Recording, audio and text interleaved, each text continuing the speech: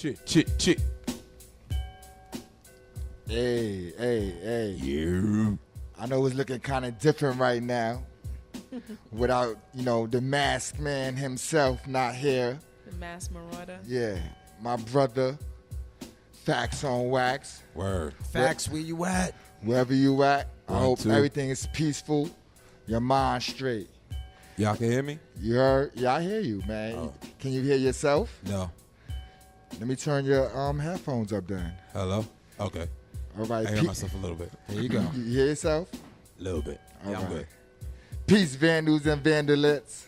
It's your boy Mathematics, and you're now watching the Vandal Hour Season 3 live on DTFradio.com. Make sure you check us out on our new time and date, Sunday from 12 a.m. to 2 a.m. Chick. That's a technical, we only been pushed back an hour, Yeah. but, technically it is Sunday. Right. So, you can catch us live on Ustream on TuneIn app at DTF Radio. You can catch us on YouTube, on DTF Radio page. You can catch us at www.thevandalhour.nyc. Yeah. You can catch us at www.dtfradio.com. Where's the gunshots? Cause I need Blast off. I need some shit when I do my shit. Yeah. Bust your gun on that, bro. Matter of fact, the sound effects are even up. There you go. Aye. Like how they faded in. Yeah, Like we started busting yeah. from down there and we ran up on them. Yeah. So, it's a different situation, man. Yo, Swift, what's popping with you, man? Man, I'm chilling, man. I'm feeling good right now. I'm sitting here.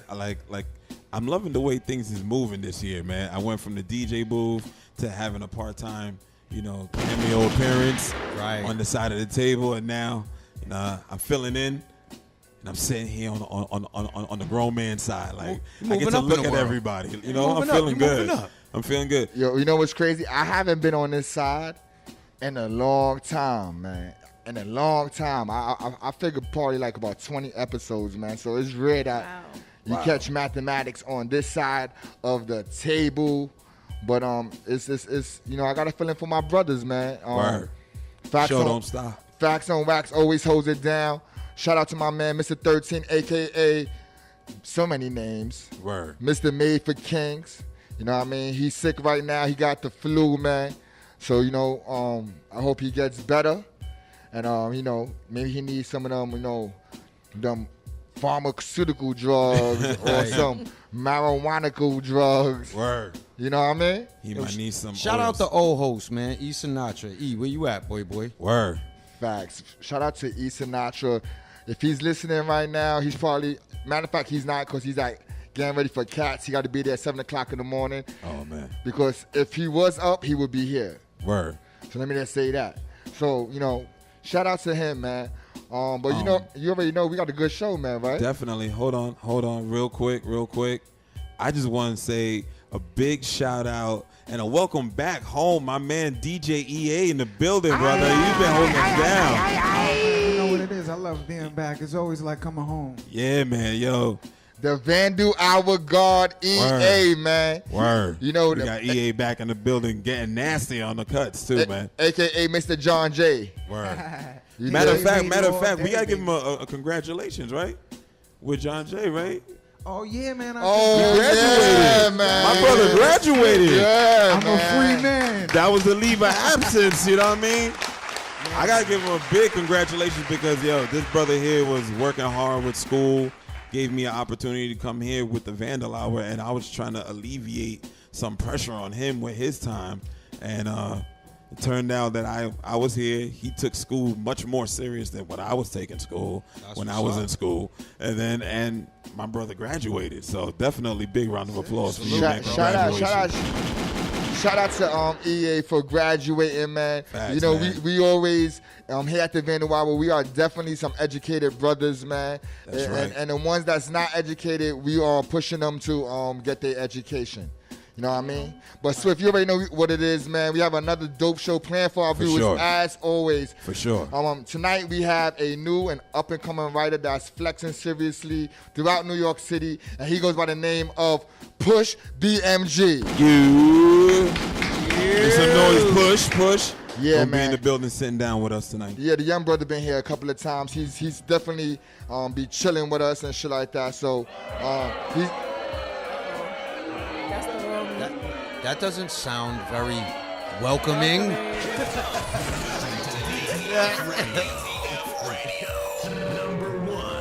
hey yo, Push, my bad. I pushed the wrong button. Yo, my son pressed the missile siren button, though. I don't know what the fuck that was, man. That shit was crazy, man. That should just be miscellaneous on the fucking on this over here. That could be anything, man. But we got Push in the building, BMG. Also, we got Star in the building too.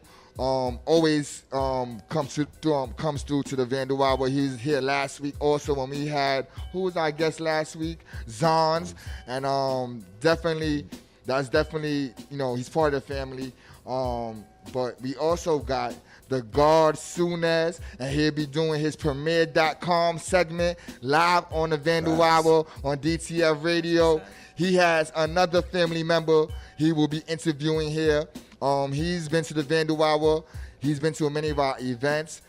His family, my comrade, the guard, Rudy Lowe, is definitely in the building. That's what I'm talking about. Yeah. That's gonna be a dope show. They're gonna be talking about, the Nation of Guards and Nerves. They're gonna be talking about that low life business. Rudy Lowe is one of the original low life members, if y'all don't know. And I guess they're just gonna be doing what they do. Definitely. So tonight it's gonna be a movie, like it's always a movie. It's gonna be lit. And when I say we lit, I'm not talking about like we hype and shit. I'm talking about we are high. That too. If you didn't, That's always going down. if you didn't know. You know what I mean? We have a couple of people in the building associated and will be assisting us in this Vandal Hour delivery of information. Yup. We have someone who won one of the Lost Art of the Wordsmiths in the building. Yup. He goes by the name of Iceman. Iceman. But we don't want to sir. read it. Don't hold it for a sec. We also got my man Darwin Queens behind us, who always be Yes, taking sir. pictures of us, them fly Sniper, flicks. the shooter. Them fly flicks you be seeing on the gram that we be posting. We also got the Vandal Hour Guard, Dre Kill Films Facts. in a motherfucking building. Hot wings, Dre. And we also got the Vandal Hour Guard, Greaseball. Greaseball activities in the building. Y'all already know Grease. You know what I mean? So before we get into Iceman, I always like to give love to everyone who's in the building. But we also got one of the managers of DTF Radio. She manages Iceman. She does a lot in this industry. Her motto is butter is always in the mix, and that is literally That's dope. And that is literally we got butter Hi. in the building. Everybody. Clap it up. Salute. I know. I feel like so super welcomed. Yeah, man. Clappity clap. I'm glad you're here, man. Thank you. What you call it? Happy to be here. She's actually the person who introduced and connected Iceman to the Lost Art of the Wordsmith. Iceman did his thing. If you wasn't there, He did his damn thing. Was you there? Yeah, I was there. All right, man. So he Did his damn thing. he definitely killed his set. A lot of controversy that night. I had to defend the brother. Know what I mean? It was a lot of controversy. Let me just say it wasn't like it was a sweep. It was like we like to really communicate amongst the judges and pick real people. This is not some payola shit. Now we don't do favoritism. There's no politics behind There's this no one. there's no nepotism here. We like to really conversate, and it was and that night I don't remember it very clearly, but I do remember that when I spoke up about Iceman, what I liked about his set was that you had lyrics. Right. You had a very non-average delivery. He wasn't sounding like everybody else. Right. You know what I mean? Not to shit on that trap music and people who's in that lane. I'll shit on it. He Yeah. He did his damn thing. Yeah, and also he delivered a show. You You know what I mean? Like people connected with his music, connected with his performance.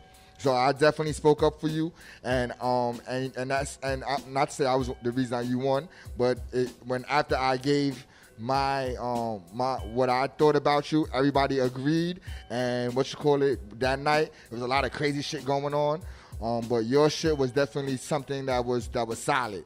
So I'm glad you're here, man.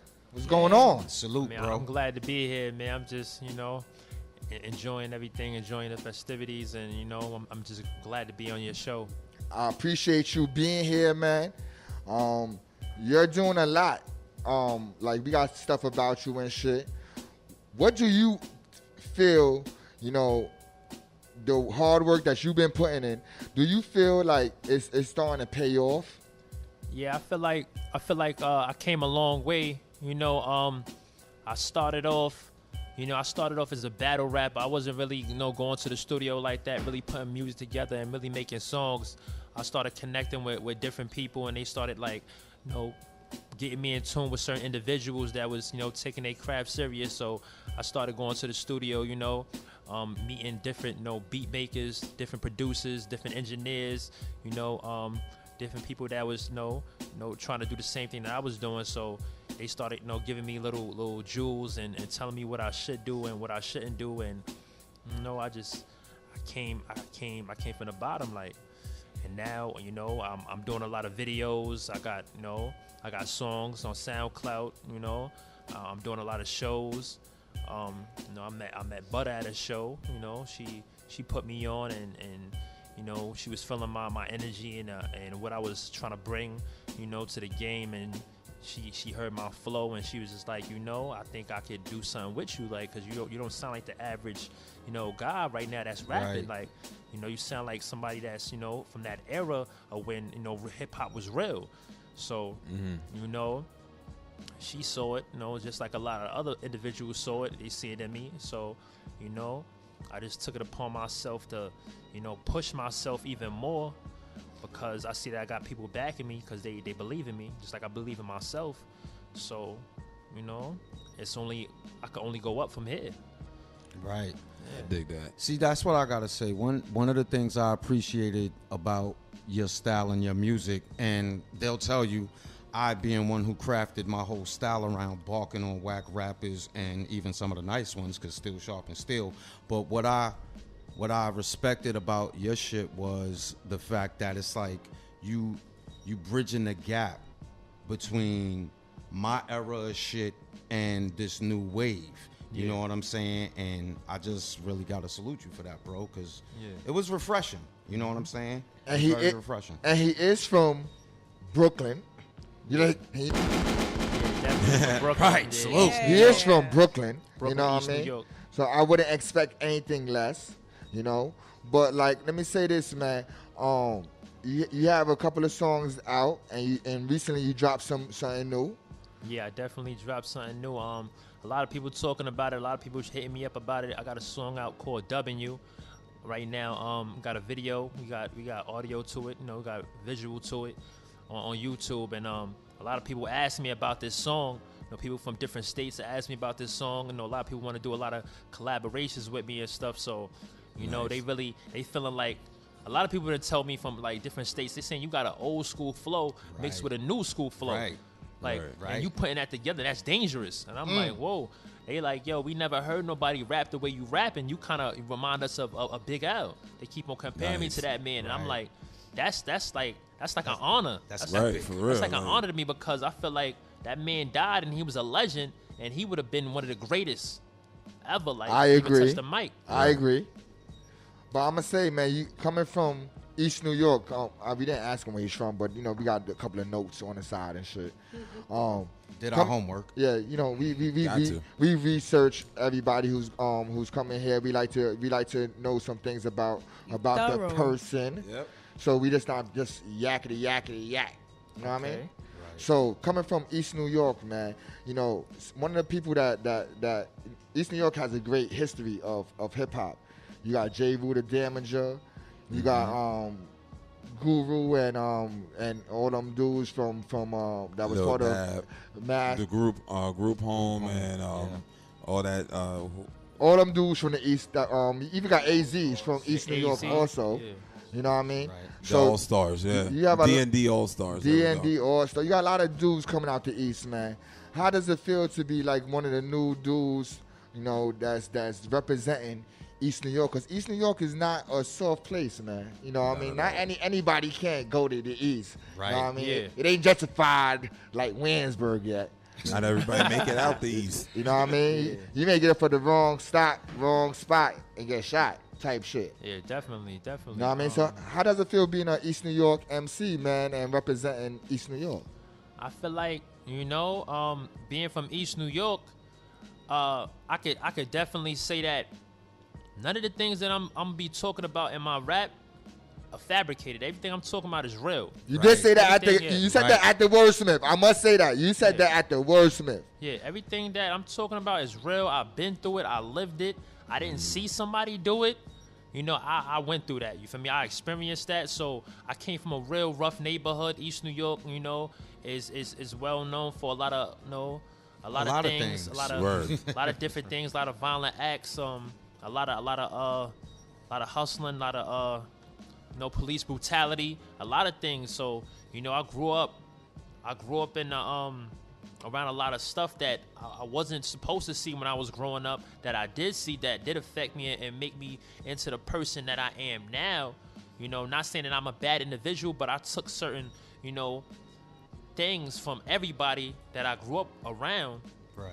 From the older cats that I seen, you know, doing their thing in the streets, you feel me? And, you know, the things that they went through in their life and the jewels that they dropped on me and the knowledge and wisdom that they gave me as me coming up as a youth. You know, I took that and I try to find my way, you know, in life. And I feel like I'm telling a story when I rap. Like, I don't feel like I'm just, you know, I'm making my music and I'm putting it out there for people. It's for entertainment. I want people to be entertained by what they hearing from me. But I want you to also understand that what I'm saying to you is real. You sharing moments of your life, basically. Yeah, I'm sharing moments of my life. I'm telling you, you know, basically what's really going on. Anything that I talk about in my raps, I want you to envision what I'm saying. I want you to be able to envision everything I'm talking about word for word when I'm saying it. Feel me? Like, I don't want nobody to ever feel like when I'm saying that they can't relate to it. Right. Okay. So, Now, I have just a different question, just talking from DJ to an MC. You said earlier that you started out as a battle rapper. yeah. Right? And you've been working with a few heads, different artists, you know, producers and all that. Yeah. And now you're doing more songs. Yes. So can you shed a little light for some of those guys that feel that, well, I'm a battle rapper, I'm not making that transition, or there isn't, you know, like it's not a good move. Like, how is that transition? A lot of them can't transition. That's No, what no, A lot of I them understand can't that. transition. So I know, I understand. But he worked at it. You dig what I'm saying? He said, I came in as a battle rapper. He don't even sound like your it either. mindset Honestly, is he does, it's like, you know, if you know battle rapping, it's confrontation. You know what I'm saying? I'm repping my ground. I'm repping who I am. So that's still song structure, but I get the battle rap is a different song structure. So how was that transition into making music where I'm not embarrassing you, I'm literally spitting bars, I'm making you dance, you know, Stories, shit like you're that. invoking an emotion now, not just I'm conveying an emotion. Like, you're invoking emotions now. So how is that, like?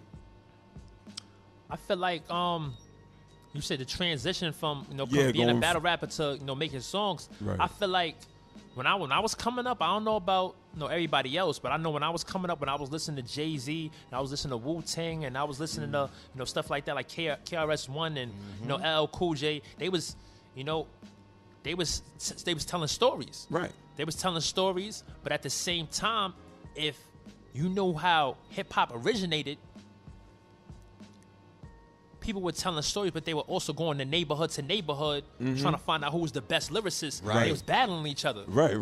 That's 100%. that's how it started. You feel me? People from the 100%. Bronx was going to Brooklyn was going to Bronx, Harlem cats was going to, you know, Queens, and they was trying to find out who was the best lyricist. So I feel like that's always going to be a part of the game. And it's like, if you can't go to other places and show your talent to people And be respected. and be Right. respected, Right. then what are you really doing? Right. See, that's deep because at the end of the day, that's how I started.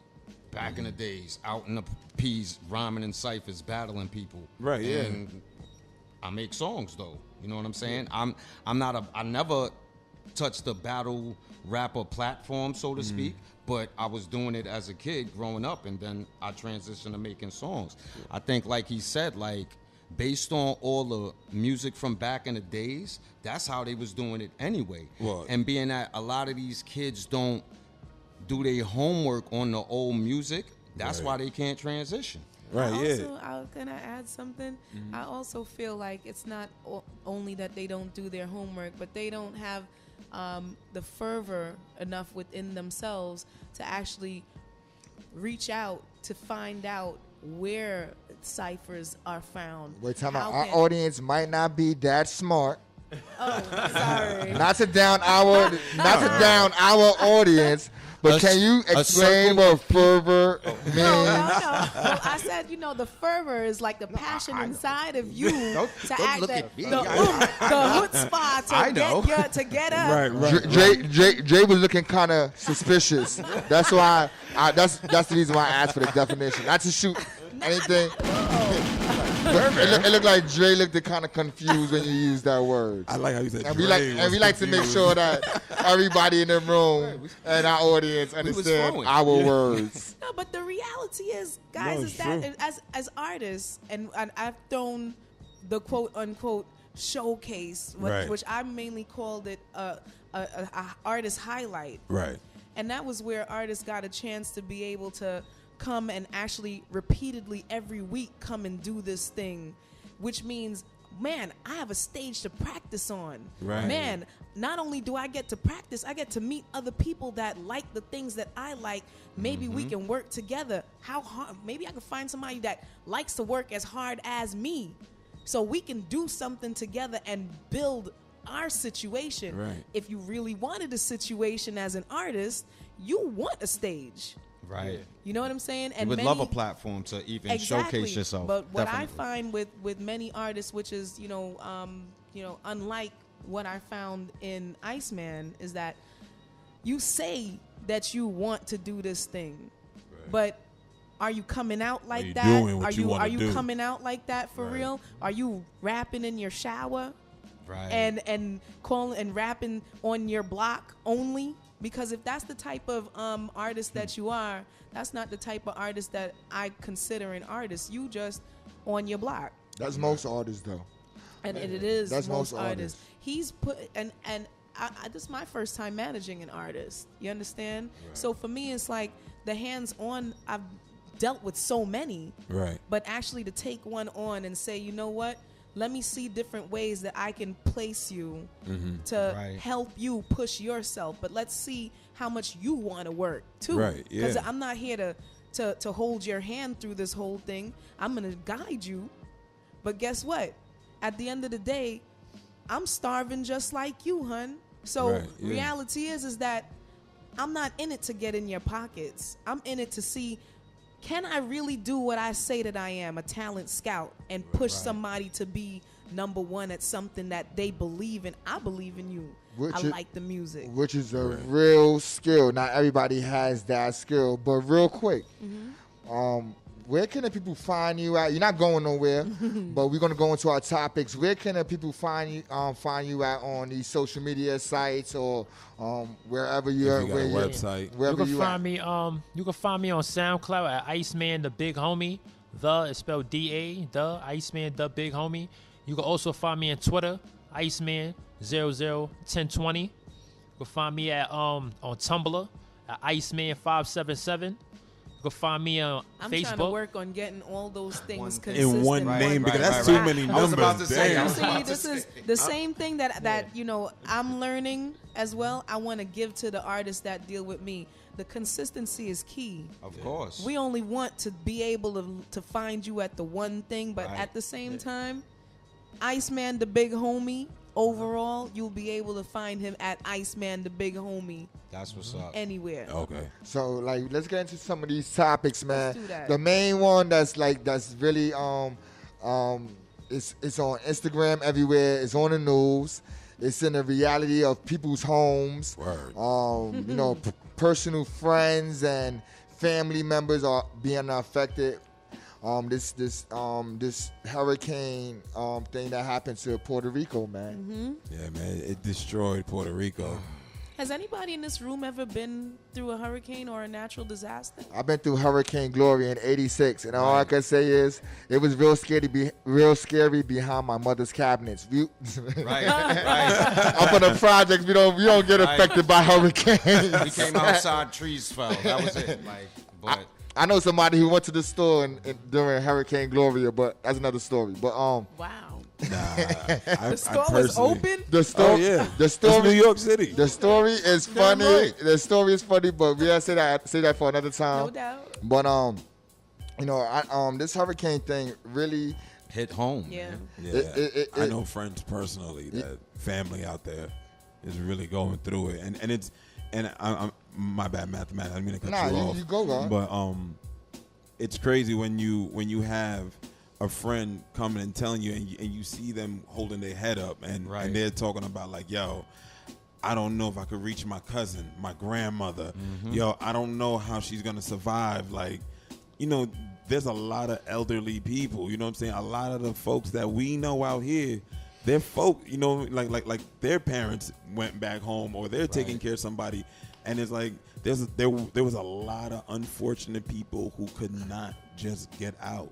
First of all, just did not have the money to get out. First of all, it costs $1,000 to leave Puerto Rico right now. If y'all That's don't crazy. know, it costs $70 to go there. Right now they have no. Their power is out throughout on the whole island. for like 6 America. months, bro. They have no food. Excessive flooding from broken dams and bridges. People are. I seen something on Instagram where 2 bodies was floating upside down. Like, it's crazy. At DTF, you could, if you want to send some stuff to Puerto Rico, we are collecting stuff here at DTF Radio, which is located at 20 Grand Avenue. Let me say that one more time: 20 Grand Avenue. You could send. You could bring water. You could bring clothes, Non-perishables. non-perishables, that's canned foods. Baby food, Oh. baby clothes, What you call it? toothpaste, Women's batteries. needs. Women's You could bring hygiene. women's sanitary hygiene, needs, all and that. hygienic supplies. Like, people need all that. Like, your common everyday, whatever you figure is common every day, bring it. Diabetic supplies too. Yes. Right. Necessary. Definitely. You know what's crazy? I was chilling with Sinatra this week, and if y'all follow E Sinatra NYC on Instagram, he was letting y'all know that he didn't have contact with his father. I was actually in the crib when his father called him for the first time. Yay. So nice. Nice. gunshots for the OG, for the OG. They wrote it out. For the OG Sinatra, So he said like, yo, Sinatra asked him for an address to send stuff. He said, yo, I don't even have an address. First of all, the stuff that's being shipped over there by plane is stuck at the airport. If y'all don't get anything, if y'all don't know, like they have no There's no way to get shit. no vehicles. They looking for truck drivers. It's crazy. Like, it's crazy. I personally think it's so embarrassing that we can, as the United States, go everywhere else in the Debo. world and be able to do that What a- type of work that needs to get done immediately. Airdrop. Immediately. We have cargo planes that can carry the trucks over there. There'll be stuff in it for us when we be doing it so quick and immediately. Hey. Now, Trump. If y'all didn't hear, This is America, girl. Trump said Trump is denying them FEMA, if I'm not mistaken. Is he really? Yes. He said that the island is in debt, and that like your they can't get it basically any more debt. basically he's saying like, what we gonna do? Just clean the beaches, or what we gonna do? Fix the roads. You can't even drive in there. Like, that's the attitude that he has towards the situation. I seen the mayor of San Juan begging for Donald Trump to please allow FEMA to do what they do. This same shit happened in Texas. Right. Yeah. Welcome. And he did it Wake up. immediately. He did it I immediately. saw the artist Bun B actually expressing how much need there was between certain zip codes in Texas, because the zip codes that they know of that's Yeah. popular get all the help, and then everybody else on the the On the outskirts. Yeah. zip codes are kind of forgotten Stranded. about because they're still in super Water. need, while over here is all right. Yeah. And I also seen something else on the gram where this dude is begging. He got close to a cell tower and used his phone to basically report how a town called Aguadilla is like Decimated. totally in need of the most help. Hospitals where no generators, and people who were sick are just dead now. People are my man Chili just came back from Puerto Rico last Saturday. He said that people are robbing people for generators and food. Like that's real. like it's survival. It's serious. It's just survival. They're not even going for anything material outside of basic needs. My kid is over here. You may not. You're about to be dead, or you're not here. I'm snatching it, or you have it, or you have one more than I have none. I'm gonna take it, and that's crazy. Did you see? Did you see on the gram about the Turkey's Nest Tavern in Williamsburg, Brooklyn? Yes. If y'all Yes. didn't, if y'all don't know about the Turkey Tavern, the Turkey's Nest. Nest Tavern. What they doing out there? I went there and did business over there before too. It seemed kind of Nazi-ish inside there, but Nazi-ish. yeah, Nazi-ish. Little in Werner there. von Brownish. Yeah, you know what I'm talking about. It felt Alabama-ish Sherman, German. in Williamsburg, but yeah, and the one of the owners or bartenders or someone that's a part of their establishment. Turkey Nest Tavern. Yeah, it said located that in Williamsburg. said that they should let them sink, and and it What was a. platform did he use to express that? He said that inside the bar, and someone that was Puerto Rican was inside there. Now Let's get it on. The funny shit is that how do you assume that somebody's pale skin is Caucasian? Is crazy. So like to even say that and not even think that or possibly think that someone in there of that origin is inside your establishment. That's foul. Whether or not anyone of that nature or descent was in there or not, it's just Facts. inhumane for him to fucking say. Insensitive, inhumane. Right. Yeah.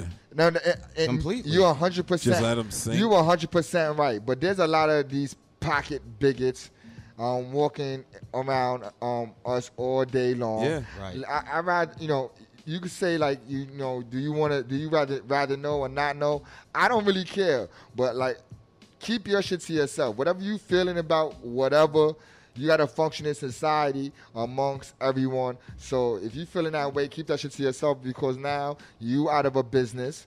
Right. A business that been around in Williamsburg for years. One of the last. Nest Oh, they Tavern. protesting it? Yeah. I heard. Let me just say this. This is from the streets. I heard that they threw like 200 crickets or 400 crickets inside there. The phone and, or the and, real and cricket? stink bombs. No, real crickets. They threw 400 crickets and bullshit, stink bombs inside of the establishment. This is a I fact. would have never You do thought of not that. mess with Puerto Ricans, Dudes- all right? Do dudes not from make no Puerto Rican Williamsburg. comments. Dudes from Williamsburg. I don't want to say like from where, but dudes from Williamsburg. I heard 400 crickets and stink bombs Wow. inside of the establishment. Like it's crazy. They will let you know you're lucky we ain't got the chupacabra. Yeah. Baccarat. Yeah, no, it's crazy. I guess they say if you catch me for this, what you gonna do? Right, yeah. Crickets. What you gonna do? Crickets It's and stink 400 bombs. crickets. What you gonna do? This is You know what I mean? What else? That is just mad annoying. Yeah, right. That's just annoying. Like, And did you see that Jay-Z provided Fat Joe with Yeah, a that's plane big. to That's help in the big. aid? Oh, that's really? big, yeah. That's what's up. It It's a makes write-off. it Of makes Puerto you- Rico. and even if it is a write-off, it's a grand gesture because not for nothing. Nah, you is know what? It's anybody just else being that's a humane. celebrity with money doing it? Where Right. they He at? did it. Daddy Right. Yankee. Oh was yeah, out they there. in connection with it. Daddy Yankee is a part of. Is Daddy all Yankee that. and Fat Joe together? If I'm not mistaken. I don't know. I My- just feel And like all of Beyonce, them too. just need to No, get together. Beyonce's doing It's something. Tidal. Beyonce made It's a Tidal. song. If I'm not mistaken, it's actually Tidal. Who's Okay, the fine, one fine. that's behind it? So that's everybody putting their money together. Okay, and doing okay, it. because I was about But to either say. way, I'm gonna tell you this. I never care who the messenger is, as Right. long as the message gets delivered. So in other words, And received. I don't care if it's Jay-Z doing it for a tax write-off or this person do whatever. If you get that help to those people, thank you. That's it. what I I'm don't saying. Well, care. well, Like people get short-sighted. Not No, saying go, us, no, but go. a lot of society gets short-sighted and caught up with the names that's being attached to stuff. Yeah, it's great. If you let that plane through the way you're not stopping, like they're stopping all the Stopping other other everything shit. else, Right, but you let right. that plane through, That's then awesome. That's it. That's Because it. Let's get it really, out to the people. You know. What's gonna make it all culminate and be like successful is the names, really. Right. Because by the time the president sees who's partaking in it, that America Specifically. loves specifically. Oh, try to shut them down. As soon as the nation hears about who you shut down, Right. you automatically get hated on even more. Right. Can he get any more hate? I believe so. Yo, There's more to go around, huh? I believe This is that. America, of course. yo. On another subject, did you hear that? Young Dolph He got shot. got shot It's a damn shame. by and I'm not gonna say by. Allegedly. Allegedly, Yo Gotti was behind this shooting. Uh-oh. Yo, I don't know what the fuck is going on. I heard it happening like on a main avenue. In the daytime? Yeah, daytime shit. Like in a place like this type of shit that don't be happening there. So it's crazy, man. Do y'all know who Young Dolph is? Yeah. He's been shot many times. I bet you before, can't correct? say name one of his songs. I 5 damn minutes. sure can't. 5 minutes. I can't lie.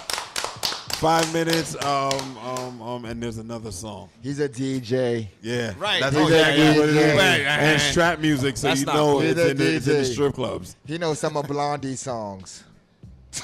He's a I plead DJ. the fifth.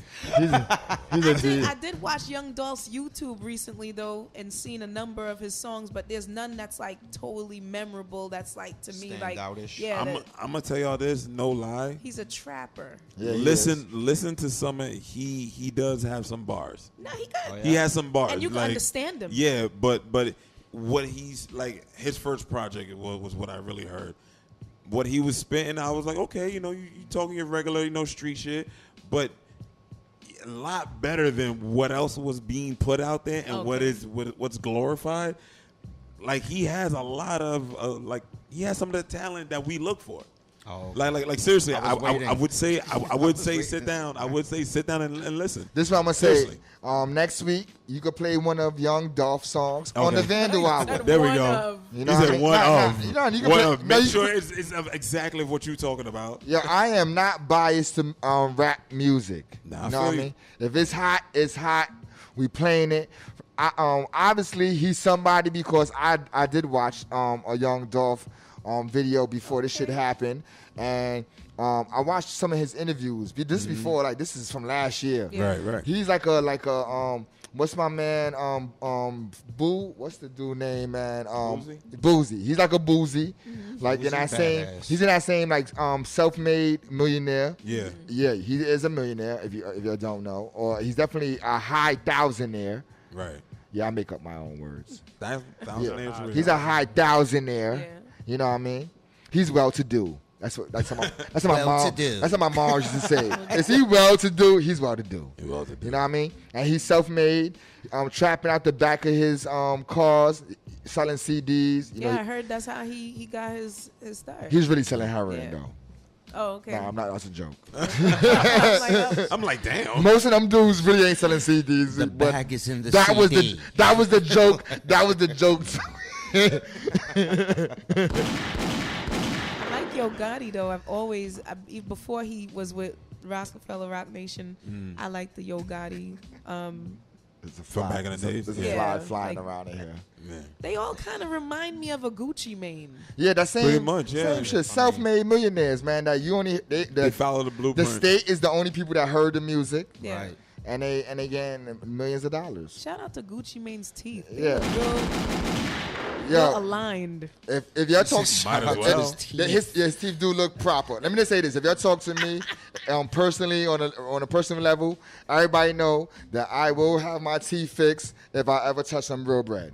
I hear that. Yeah. You Cardi could tell said it best. You could tell a nigga poor by his teeth. Cardi B said it best too. Like, yo, Got I that got a bag. bag and I fixed my teeth. Yep. Speaking of Cardi B. speaking of Cardi B, But out. we got to get a hand clap. Before we do the hand clap, though, we got to give a hand clap from someone who came from the bottom. Instagram that made it. was too. stripping. Strip club. You know what then I mean? Instagram. Like obviously, like she didn't come from well-to-do At all. She's still in the family. Bronx. She wasn't well to do. Yeah, she wasn't well-to-do. I mean, She's still in the Bronx. She probably was well She to didn't do. she didn't have a silver spoon. You know what I mean?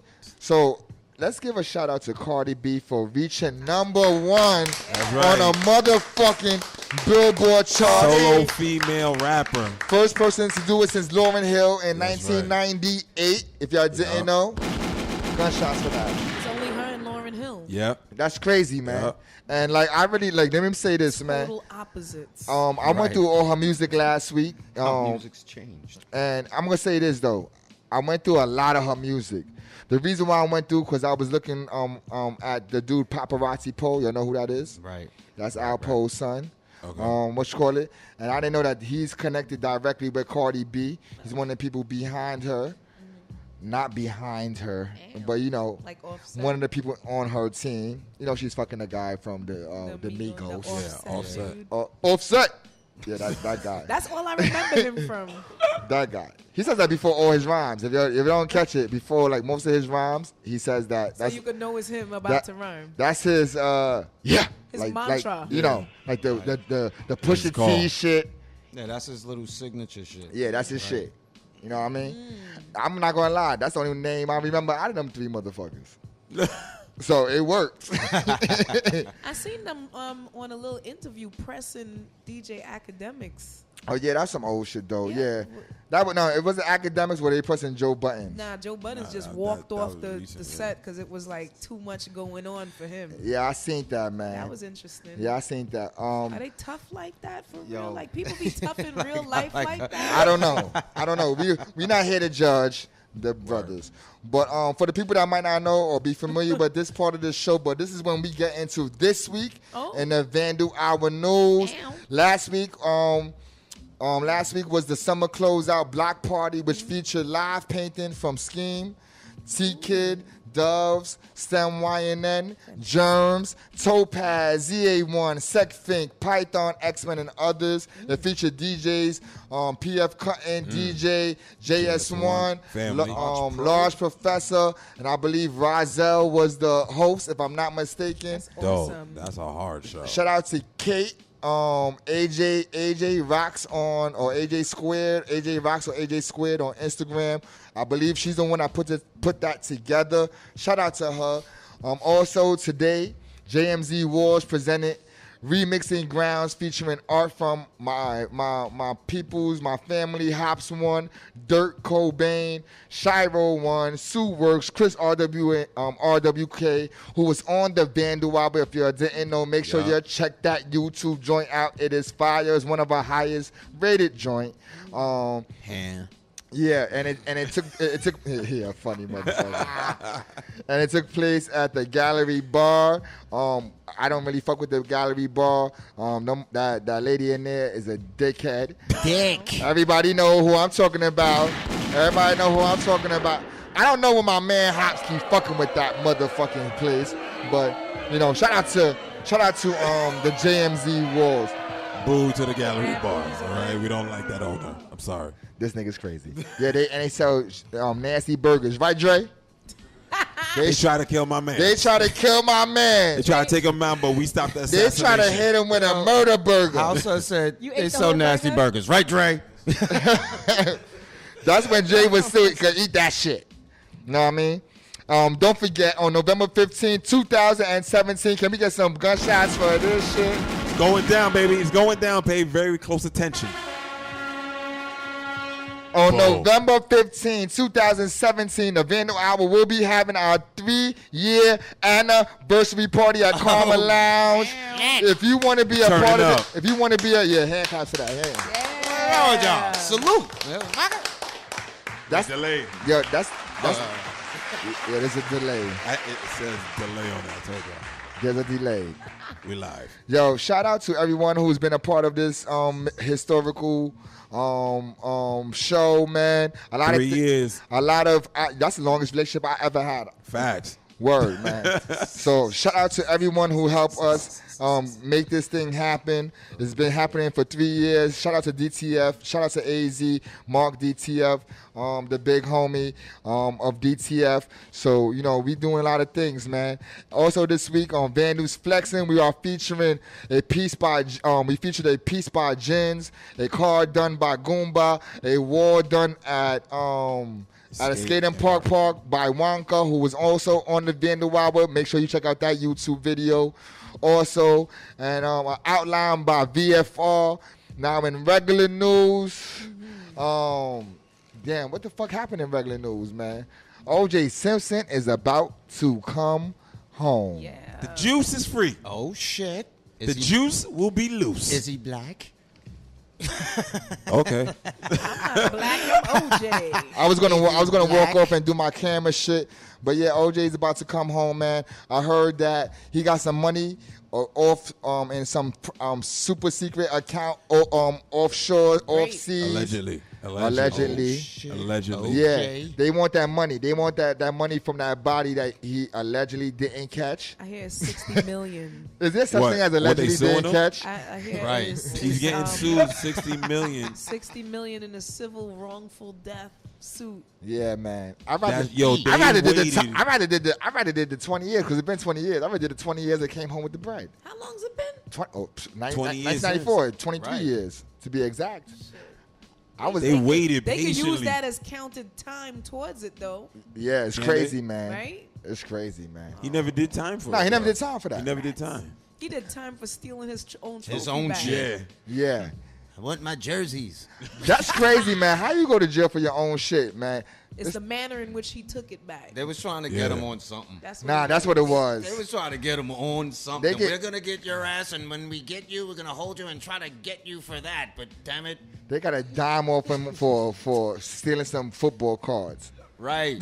That's crazy. It's crazy. Yo, we're gonna take a short music break with DJ EA. And when we come back, we'll be chopping up with Push BMG here live on the Vandal Hour on DTFradio.com. So don't go nowhere.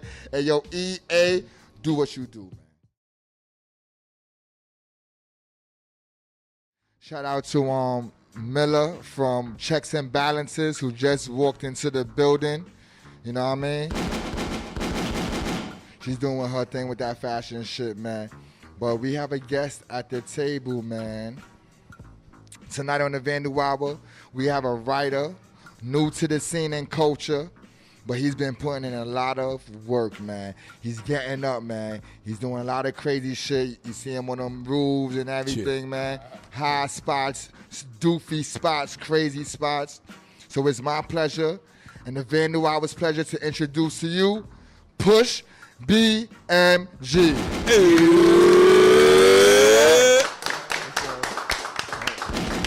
What it do, boy? What it do? Oh, man, thanks for having me over here. Getting the Spider-Man on there, boy, huh?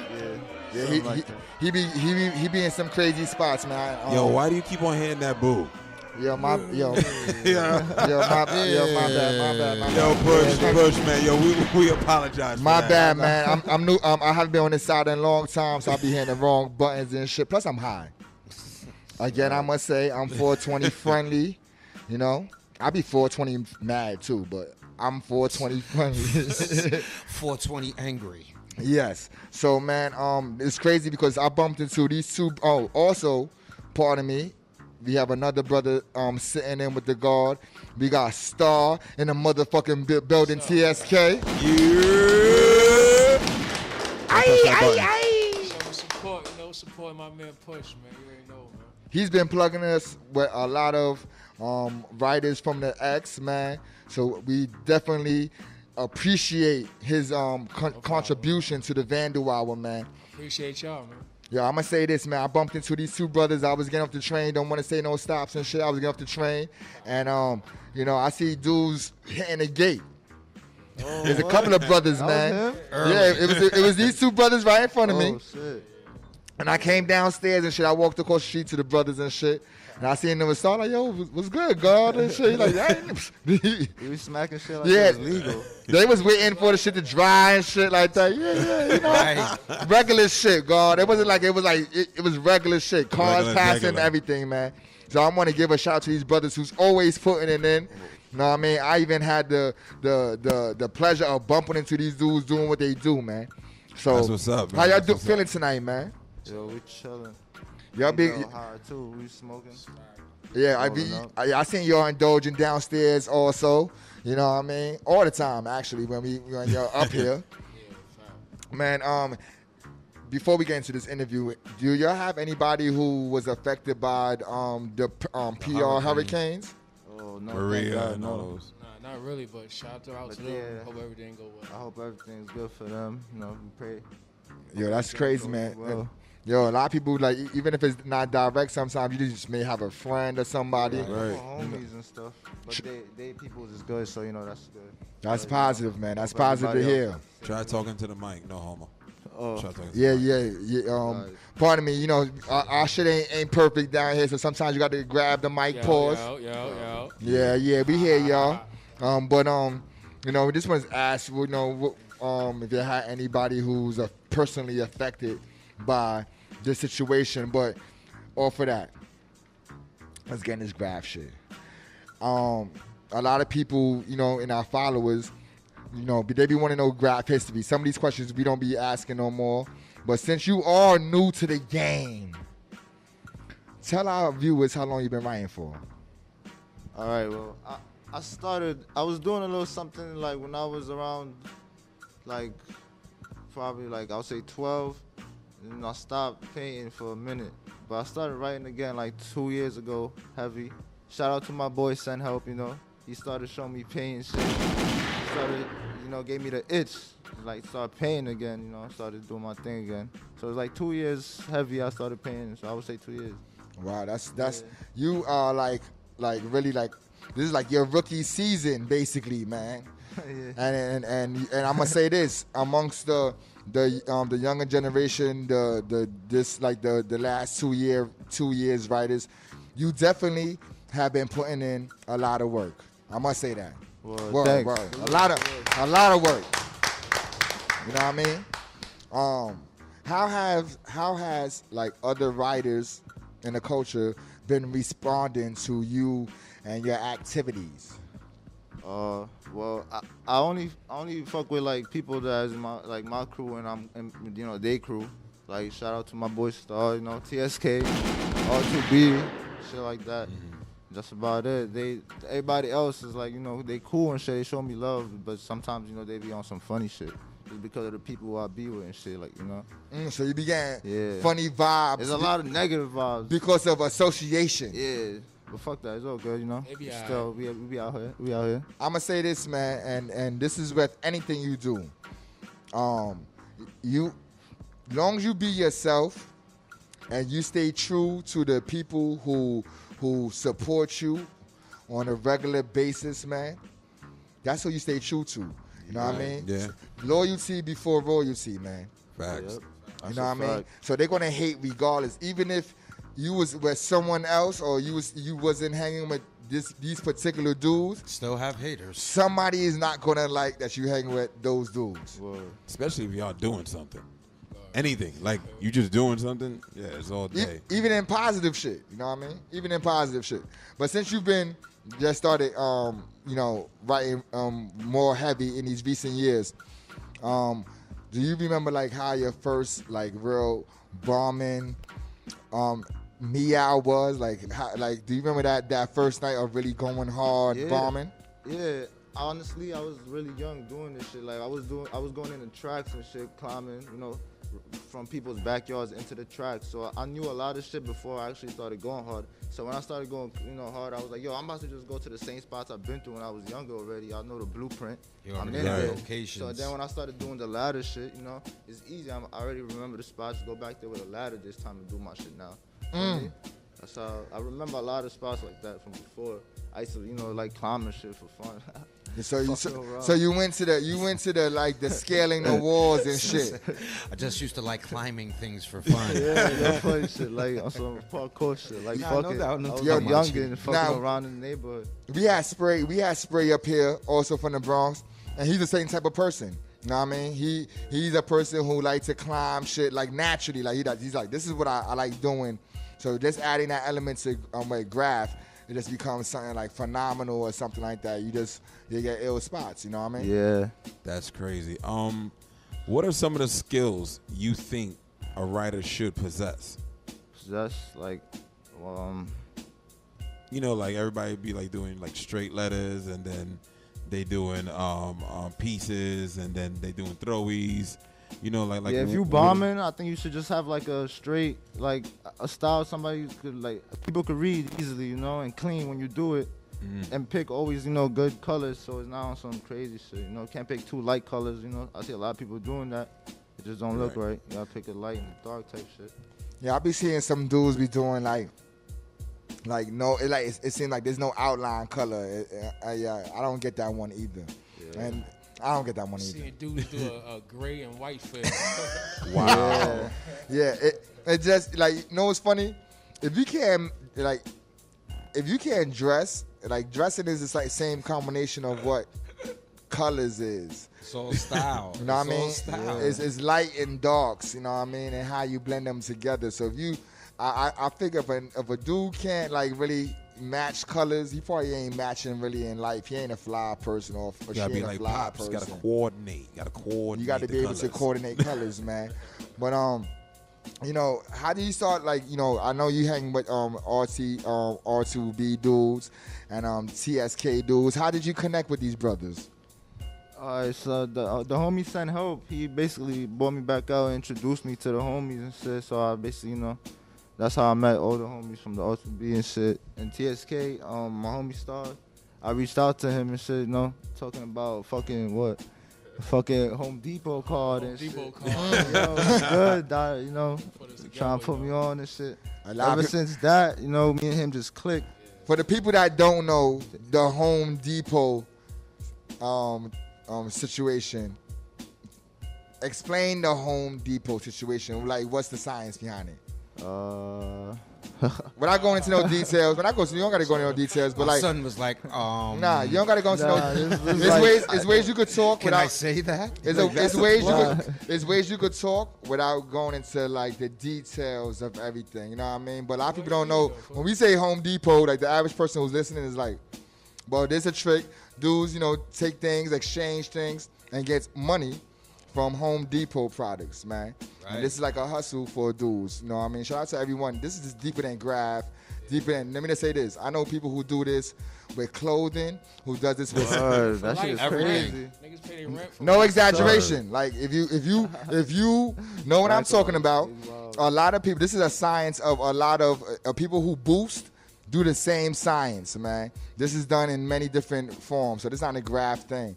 But it's just a science of knowing, exchanging things for monies, man, and obtaining things and then getting the monies for these things, man. But shout out to everyone, shout out to Facts on Wax, who's one of the masters of this, one of these skills that we are talking about. But since you're a new writer and you're in this crowd right now, how do you feel about the New York graph scene right now? What's your opinion of it? I mean, it's cool. I fuck with it. But a lot of people is bombing. A lot of people is trying to bomb hard. Even if they don't know what they're doing, they still, going crazy. Whatever.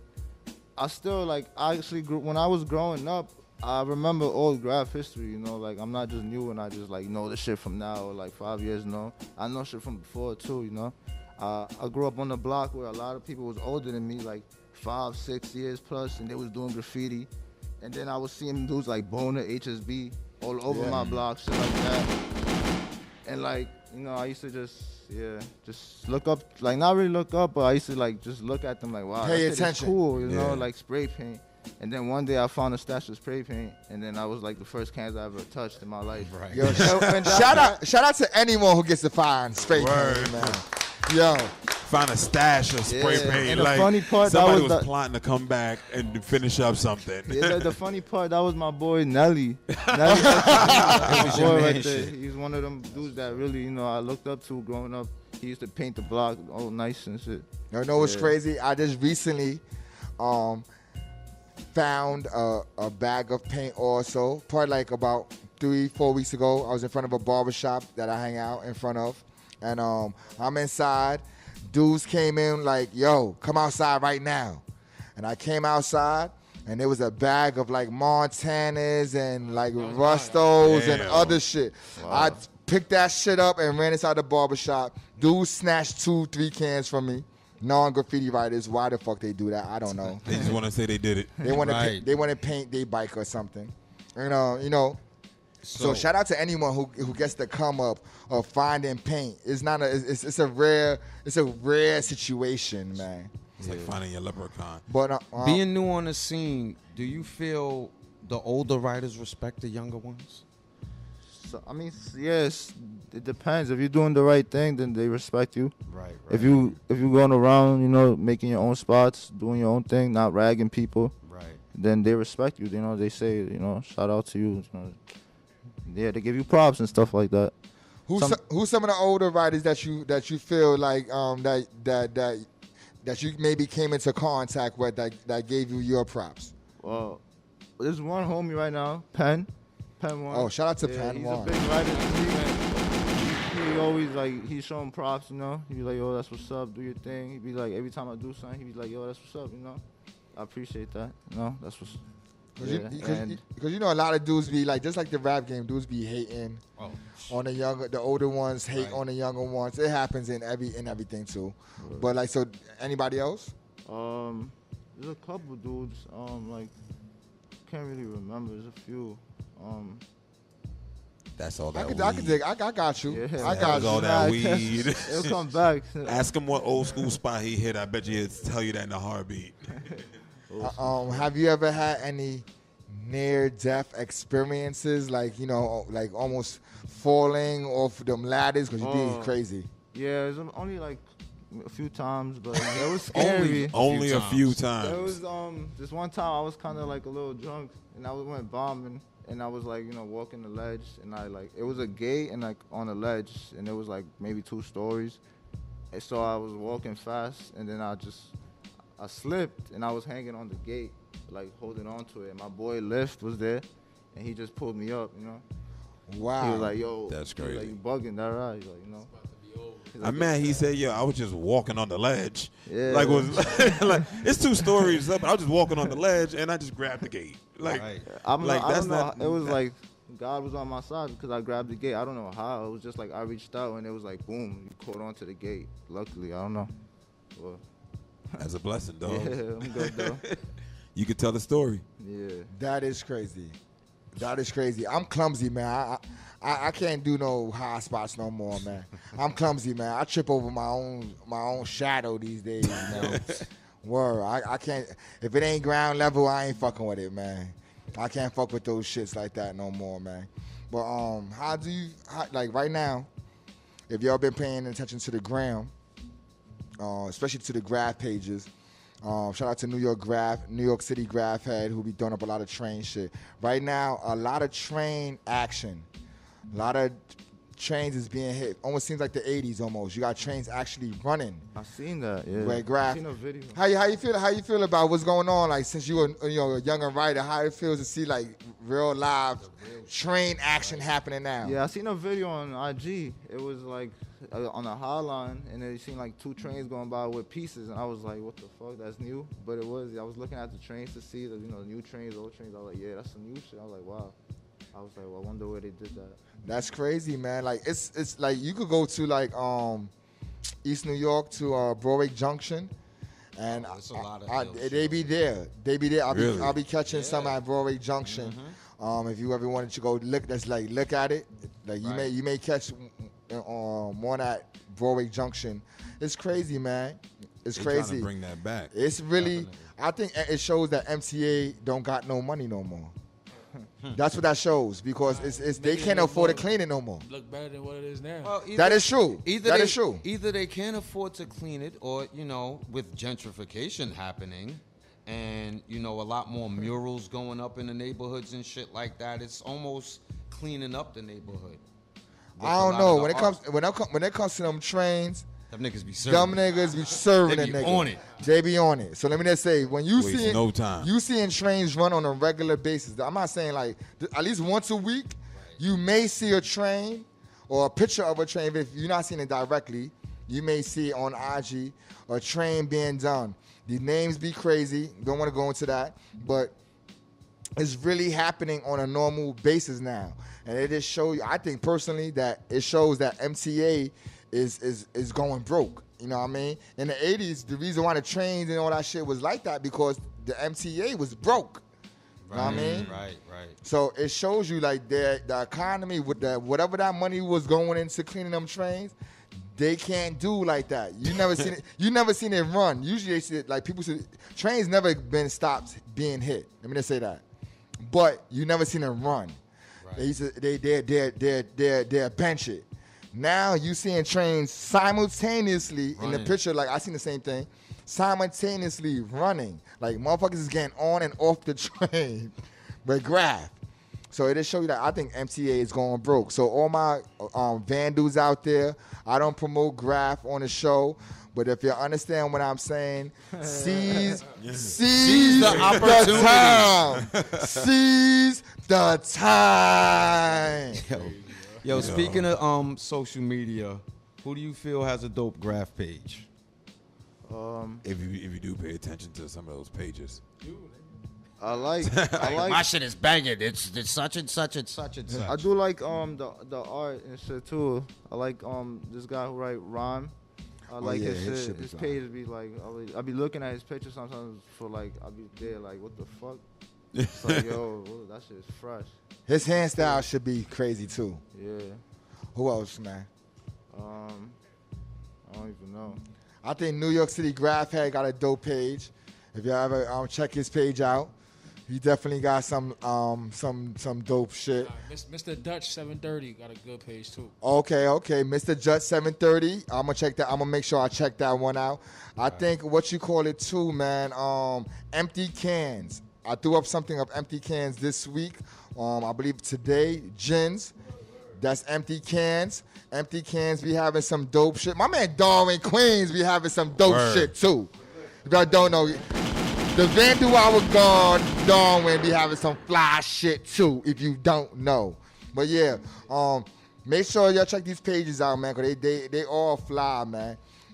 It's been a while, but also check out Greaseball_activities. I do be catching a lot of the graffiti around the city.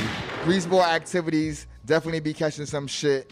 He got a lot of that JMZ Walls shit too. I be peeping your shit. You got a lot of JMZ Walls. You could tell that I could be telling dudes routes by their pictures. You know what I mean? So definitely check Greaseball activities out on Instagram. But since the show is based on more than like graffiti, who is Push outside of Graph? Like, what you into outside of Graph, man? I'm into sports. I like sports and shit like basketball, football. Like basketball, I'm into like the NBA and shit. Carmelo Anthony and that whole trade is crazy. Oh, Wait a second. What do you think about them signing Westbrook? 5 years, 205 mil. Wait. Tell me, who signed Westbrook? Westbrook got a 5-year extension yesterday to OKC for I $205 thought you were saying some million. other shit, but they. Oh nah. I thought he went to the Knicks. I'm like, Wait. Tell me, we don't want to cut the Nick talk first. Oh my bad. Carmelo Anthony, I think he's a bum. Why? Me personally. See, you sound like a Knick fan. Me personally, I'm a Knick fan. That's a Knick fan. I'm a Knick exactly. fan, and Carmelo Anthony has a 2-inch vertical. That he does. He can't even jump over ants. So I'm saying this. I'm glad he's gone. But what you feel about Carmelo Anthony, man? He's about to be like, that's my favorite player. Nah, I think he's nice or whatever. He's Yeah. good. He be scoring mad points. He be chucking the ball too much still. How do you I'm feel about honest. Hoodie Mello? Do you know who that is? Yeah. Hoodie Mello is Mello. He wears a hood under his jersey now. How you feel about this new character? You think he changed? You think his game got better? I don't know. It don't matter about The fact that he already. calls himself that, it just sounds like an injury is coming soon. You are a basketball player. Yeah. So let me ask That's you. disrespectful. Like, So let me ask you, from a person like I never was good at sports. You know what I mean? I could barely. Yeah, I'm not good at sports. How do you feel like the next new team outside of Melo is going to do this year in the NBA, man? they're definitely going to do better than last year. They're going to be better than last year because there's no more distractions. There's nothing to pull at because Phil Jackson is gone. You know what I'm saying? Melo's gone. That's done with. You know what I'm Who's saying? on the Knicks though? Dude, you got Porzingis. Y'all picked up Beasley. Y'all got Why are you speaking in terms like you're Say not y'all, a Knicks y'all. fan? You I'm keep saying not. y'all. I'm You keep saying y'all. Because I'm not a Knicks fan. I'm not a Knicks fan What's at in all. it? They're What's going to in you do like? better than Look, last year. I really don't be following like I don't root for teams because they just they piss me off. AKA a bandwagon Nah, rider. I'm not. No, I'm he's not. He's No, a I'm not. fan of whoever's in the championship. Nope. He's not one at of those all. when you hear a person say, I play ball, man. Like I like certain things. I didn't even like the Bulls when Jordan was there. Oh, I didn't like the Bulls. I like Jordan, but I didn't like the Bulls. Oh man, we're gonna get back to this graph. That's right. though. Leave me We're gonna get alone. back to this graph, man. Y'all mad at me because I don't like the Knicks. This right here, man. I think this pertains to you, like really. You know, what's some of the rules of these high spots? But this is to both of y'all. What's some of the rules of these high spots? Like, do fire extinguisher go over tags? Do fill-ins go over fire extinguisher Nothing tags? goes over my shit. That's it. Oh, Straight up. yo, hold on. It's gonna hit the boob by mistake. That was the boob by mistake. I was really giving a gunshot. See? Let me ask you, but let me ask you, Time. We on the low. but let me ask you seriously, like, cause I see on when it comes to the high spots, right? I'll be seeing like kind of a lot of chaos up there. What I mean by that is, you may see a fire extinguisher first, then you see a nigga filling over the fire extinguisher. Wait. I'm not a grapher like that. I'm a DJ. What is a fire extinguisher? When you say fire extinguisher, I'm like, first off, if it's on the roof, fuck it. I ain't touching it. One of the Drake videos, he does it. A dude does it at the end of the video. I think yeah. it's HFYR, that song, whatever that song is, Hypher or whatever. Nah, I think it's some older shit. It's one of those videos, but it's people putting paint inside of a fire extinguisher and painting with that, spraying Oh, that's that. crazy. Yeah. So, but up there it be so much chaos. Like I see, like dudes don't have no rules once it gets up there. Like dudes, like whoever. If I'm the last one that came up there, it's me. What's the rules up there, man? Do you follow any rules up there? Yeah, if it's like a fresh fire extinguisher, like I just leave it alone, whatever. Yeah, I don't really, whatever. I don't know what to say. Yeah, I just leave it. Yeah. Fire extinguisher is cool. But you be seeing what I'm talking about, though, right? Like, all right, it be a fire extinguisher tag, right? And then people just do fills. Right. I guess it just depends who you are. Because some people don't get respect and people just do a fill over it, but some people rock. All right. So I can understand that. I can understand that. I've seen that before, so I'm just like, whatever. So I had to ask, because I be looking at the trains, man. It seems like certain people, like, like you right. Certain people shit, it seems like niggas don't respect that shit. Like, I don't give a fuck, you was here first. I'm here, my spot, my time. So it's still about fame. That's what's up. The feeling that you do, how did you come up with it, man? Was somebody, did you get it from someone or did you come up by yourself with that? Yeah, I just came up with it. It was like a flow, and I just followed it, kept doing it. It was like, yeah. The only thing that changed was my S. I used to do some like... The teeth in the F? No, I used to do a different type of S. It was more pointy, but then I just started going with the flow, and it was just started doing it round from the top instead. I like the teeth joint. I like when you when you throw the teeth inside the S. Good looks. I like that. Matter of fact, you be having like each letter be doing something kind of different in your joints, man. Is that a one that you do in the beginning? Yeah, it's a one. All right, yeah. I definitely just let you know. I really do pay attention to this shit. So nice style. Good look. It seems that you could do that quickly in short time. Yeah, you have to. Sometimes there be some hot blocks, or they just cars passing by nonstop. Sometimes I just be on some fucking shit. I'm doing it. Just give me a minute. I'm not doing this shit. Right. Fuck it. 60 seconds and I'm out. Do you ever be on at like I was on a situation that being high and like on a high spot and like the boys is passing and you got to like freeze while you're on the ladder. Have you ever been through one of those? Yeah. That's like the worst feeling. You can't even duck or nothing. Like it's like On the ladder, ducking on the ladder like that. it's just like stay still and just either the light go on or you Y'all good. really act like roaches and niggas like, nobody see me.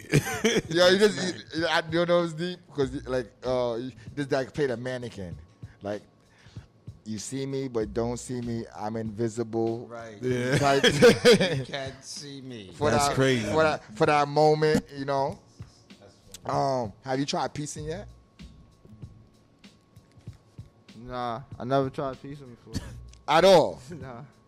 I see you do some, not no piecing, but I be seeing that you do a lot of plain letters these days too. Yeah, I've been trying to do straight letters, try to improve on it, make it more big, try to do better and shit. I'm just let me say this. They look all right, man. Look. For and, you know, when you told me how long you've been writing for, it don't look like you just started. Let me say that. Like I say for any writer, the first 2 years are really like, you know, that beginning stage. I want to say this. I've been seeing your shit over a year now, and it kind of looked like it's definitely improving, but it didn't start off at a bad stage. You start off like at a decent stage. Like you definitely did your homework before you took it to the wall. Yeah, you know what I mean? Yeah, thanks. That's the way it seems. Now, I'm sorry. I was just curious. Do you have any art background? Because I find that from being on the show that some of the artists that are up here aren't just graffiti writers that end up learning how to draw characters, learning how to make things out of letters. Like some of them literally was like, yo, dude, I went to art and design. I went to such and such other school, or I just have a love for actual art, and I just draw. But I was drawn to actually doing more graffiti art, like the rush of everything was for that. But do you have like an art background, or is just something like a natural talent? You just like picked up? I never really had like an art background like that. I like really just drawing on shit, fucking shit up. Nice. Tagging shit up, everything, all that etch, all that. Oh, Got you the etch right fuck with here. that? Yeah. We like to show our viewers all aspects of graph. There's many different forms. We got to get a fire extinguisher for a prop inside here. Right. That's definitely one of the props that we need. I think we need definitely a jetpack in here also. I think that'd be a great season 3. You might see a jetpack going up towards the ceiling. Season 4. I'm dead ass too. Like that. I think that might. I might do that. That might be. You gotta keep it over there. That'd be crazy. Oh yeah. Yeah. I'll be back. Let me say this, man. Segment time. Facts on Wax got sticky fingers, but he is the greatest security also, man. He know when somebody is scheming on shit. Not to say no names, but there have been people who have tried to steal stuff, and Facts was the one to point it out and let us know what was going on. So we have a good security guard also. But since you've been doing your thing for these past 2 years, graffiti is like rock and roll, man. You do your thing, you hit the walls, you get some walls from some females. You get some groupie love. You get to hit some other walls. You get the groupie love. You get to hit the walls, and then you get some walls. Have you been getting any female persuasion because your can is popping in NYC? Nah, I'm not even gonna lie, no. I think he has a girlfriend. Is there I Mrs. think Push? he has a girlfriend. Is there a Miss Push? Is there a Miss Push that So we're not gonna leave it right there. Next question. We're gonna leave it right there. Okay. Next question. Yo, yeah. We for the peoples, man. We for the peoples. What do you not like about what's going on in Graph these days?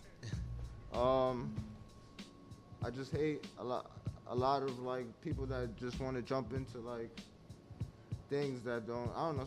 I feel like some people just want to rag people for no reason. I hate that. They just want to swirl people shit and not put a name or like just for other people like stuff like that. Like let that person go and do it. You know what I'm saying? Like stop doing shit for people. Or stop sending other people to do it. How you feel about it, Star? Nah, like some people will rag you and have. Comes the mic. Some people will rag you and have more fame ragging you than they got fame themselves. Like, Right. You know what I'm saying? Like, So they trying to get in the game off your name, basically. yeah, and that's like I've seen like that. It's a lot of dudes you only heard for them of ragging somebody, but then you see they fit ain't nowhere around in the world. Like, I agree with you, man. That I do see that. There's certain names that I only see in conflict, but in actuality, I don't really see like a lot of their personal work outside of that. So I do agree with you on that. But we're gonna, we want to wrap this show up, man. I need both of your let us know any shout outs you want to give, any people you want to mention before we close out. Yeah, of course. Shout out to all my BMG homies and shit. My homies on the block. My homie Nelly, Spike, who else? My homie Lift. Yeah. I be seeing a lot of those dudes shit too. Yeah, they be fucking shit up. Especially my homie Lift. He don't really be going in no more, but he still got shit. Yeah. Shout out to my BX homies too. Can't forget them. my homie Ern and them, Zons, Kiki, fucking Odom. SM homies, RMC homies, TSK, Sunstar. Word. VOP. Yo, so who you want to shout out, man? Cause you always up here, but who you want to shout out, man? Ready. Push, shout out my nigga Push doing his thing out here, man, all day, showing everybody love. And me, shout out 169, Sheridan. Shout out SMYPV. Happy birthday to my nigga D17. Regular, we chilling, man. Yo, I want to thank you for coming through, man. Well, thank y'all for having me. Yo, man. let me say this, man. The people that come to the Vandal Hour, some people I see, some people I don't see. I would say that Star came a while ago. He keeps in contact. He always some of the people that he throws to me. Like he lets me know, like, yo, do you know who this person is? Yo, do you know? Like, so I thank you because he's like my Bronx connect. No problem, bro. Yo, shout out to y'all for supporting the show, man. We need y'all to do our black books before y'all we end the show. We want y'all to hit the black books. We got Sunez coming up after we out of here. And I just want to thank you all for supporting us, man. Let me say this. The videos, a lot of videos is missing from our YouTube page. Shout out to the Vandal Hour guard Dre.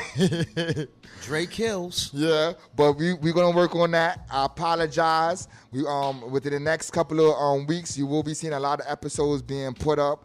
So please, we are not trying to not put your joints up. It is that we have a lot of videos that we gotta edit. It costs money, and we trying to maneuver fast. But thank you all for coming through.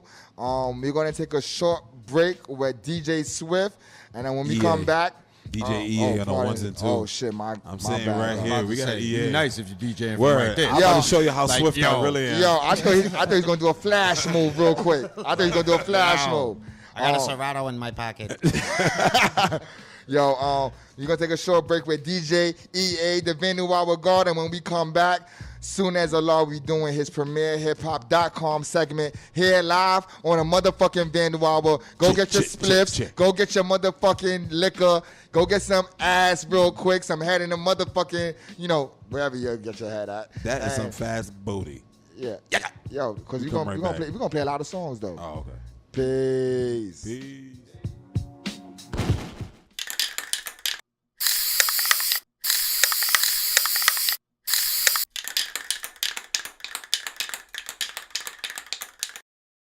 hip-hop writer is a creator, composing understanding words of cultured brilliance, powering a rebalance of the elements equally. Pages of rejuvenated reaffirmation. Simply the almighty leadership of insightful craft work that stands to build through any confrontation, born to be. Yet his daily duty is as a journalist that questions properly, uses his ears for the good to filter the real. And as the art decays by dilution, he concentrates the best again and again, exposing it in the print.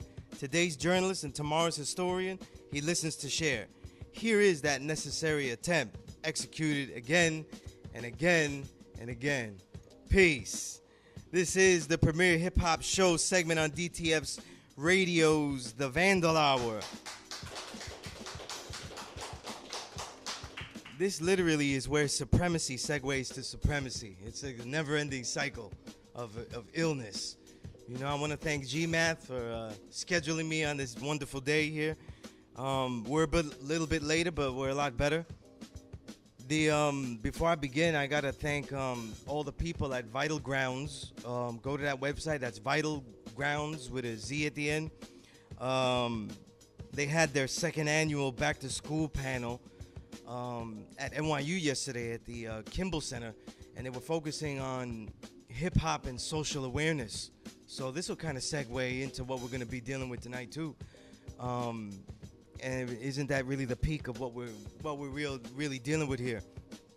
But I gotta thank all those people that looked out, whether from MC Lifelong, who has one of the best albums of the year, Bad Out of the Cave, all the way to Blabs and everybody at Vital Grounds that makes it all work. Everybody at the Liberty Partnership, everybody that made it work. It was a great night. Great guests, you know, got to be on the panel with heroes like Prince Poe. So it was really great. The worst news, obviously, is of Puerto Rico, and because we're all hip hop related, we're all in that hip hop mindset. We could talk a lot of shit about Trump, and I'm sure, I don't know, G-Math, have we had a fuck Trump session here yet? Have we said fuck Trump yet? Not really. All right, well, let's get a couple of fuck Trumps out there. Blah, blah, blah, right? We all know, right? True indeed, true indeed. Yeah, so the politics is simple there, right? Because the beast has a disgusting cartoonish head now, so now he's more visible. But in this case, though, when we're talking about Puerto Rico and we're talking about hip hop, there's some people that I'm thinking of that if you're really thinking about, as you should, to really share, and you know, we're bringing food, supplies, and all these things, and bringing them out to our peoples out in Puerto Rico. I gotta commend what I've been seeing out of Crazy Legs and Rocksteady Crew, man. Being out there on the ground, bringing water filtration units out there. His GoFundMe is GoFundMe.com /RSC for life. That's FOR, not the number 4. At RSC for life. That's Rocksteady Crew for life. Donate to that because there's some real good things going on the ground with what Crazy Legs is doing there, and I'm extremely commendable. Also, too, if there's some local stuff, since we're in Medina here, we're in Brooklyn, there's also a Grito de Sunset Park, and they've always been a great organization that has been dealing with human rights, dealing with police brutality, and that's where I'm from. And I'm so proud of that organization doing all these things, and they've been doing a lot of stuff for Puerto Rico, Mexico, and all the places that have been ravaged by hurricanes. So look for those things on their social media. Look for Rocksteady Crew on social media, the GoFundMe I said. Look for a Grito de Sunset Park. That's Grito, Grito, DE Sunset Park. Look for those things up on Google, and you get all the information so you can add on with that. You know what I mean? Sometimes we need a word. Sometimes we need to build. Sometimes we need to organize. Other times we just, because we have more, we need to give some more. You know what I mean? But this is what the premier hip hop show is about. And I'll give you a backwards to go forwards, because the guest that I have today, though, is really becomes a crucial part of my career. My career in hip hop is over 20 years. And there is probably no more crucial moment in my personal life and also my professional life that merges together as it does with my guest here. But premierhiphop.com is a website that gave me the forum this decade, and to really become the writer that I am. It allows me to really establish this hip hop as an element, as a writing element. So when I say that being a writer is the next element, what I'm saying is that it's literally the merging of a creative author, a principled journalist, and an honoring historian. These things merge. You know, the journalist is a historian of the moment, but when you've been doing it this long, you're talking about old moments, so now you're a historian. And it isn't a true element in hip-hop if you're not actually creating. And when I write these pieces, though, I develop this idea of merging the concepts of science on music, right? Writing in deeper about the music, the depth of the MCs. What are they saying? How are they saying? What are their cadence? All the levels of depth. But also the ideas about the music, the drum patterns, the sequencing, the samples, all of these things, the tempos being used, and merging that into a science of music where there's something to really study there, and it isn't just presentations of like and dislike. There's something backing it, so even if one doesn't agree, they can see the understanding. But also what makes it creative, it's just simply art on art. Whatever art I'm listening to, it's provoking some kind of other art, some kind of creative ideas and writings, and really what it becomes for me, a lot of poetic prose. And the roots have a lot of roots for me. It has Amiri Baraka with his book Black Music, realizing that he straddled both lines as a creative jazz musician, but also a crucial chronicler of the music, but also legends of hip-hop journalism themselves that didn't necessarily say it was a fifth element. I mean, in 1995, I had written that this should be an element and that it would be the fifth, right? I didn't know that everybody was going to make a million elements, and KRS-One's Gospel of Hip-Hop would have like 13. So I always say the next element, you know, whenever we're acknowledged. But people like that I looked up to immediately were Bones Malone, who had such a creative word and such a spirit where he could say whatever he wanted to, and that freedom was what I saw in hip-hop, all the other elements, and what I wanted to do when I wrote. It merges later, all these years later, when after all these years, when I'm teaching at the school, a law school in Mecca, where I teach every Thursday night, free classes. I teach my peace course for the last 17 years. And through all those trials and wonderful blessings of teaching all these wonderful students, I end up meeting a lot of other great individuals that also teach me. And one of those brothers is my guest today. And because I'm speaking about premier hip hop and art on art and science on music, and being that my guest is a crucial founder of the Low Lives, right, of which I am knighted a low life recently. And I say recently because it's only been less than 2 years officially. I want to read you something that I wrote inspired by all that a while back, and I tend to read this as the Low Life Anthem. It starts like this. Our illness doesn't fit any of these clothes. Our poverty can't fund our ideas. Our shade of blacks and browns deserve fabrics of the whole spectrum, from wealthy pastels to the warring greens. We won't wear what you sewn to us, and we will wreak havoc to reap our own seams.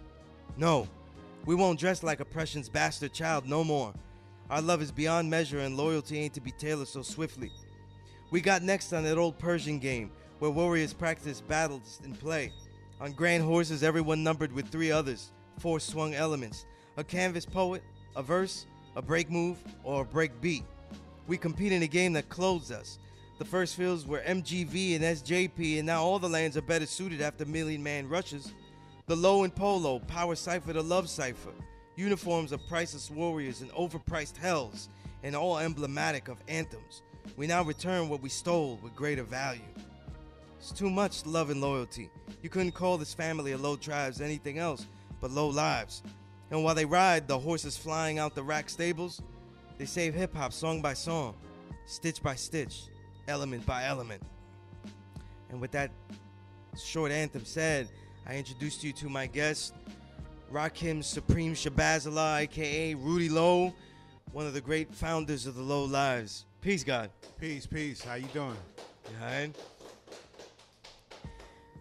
Gee, it's a real honor, and we've been around even on DTF radio a lot of times ourselves, and the other side, giving that give and take though about our journey in this whole reality of being a lowlife. But I want to hear the story told to my viewers raw and the Vandal Hours viewers raw, because there's also a lot that goes in that will tie in to the Vandal Hour listeners, because the roots of Low Lives, we could say, because it mounts off with you, the trio of you, Bones, and Thurston Howe, the third, the great MC, as graffiti writers. So it's crucial to the show.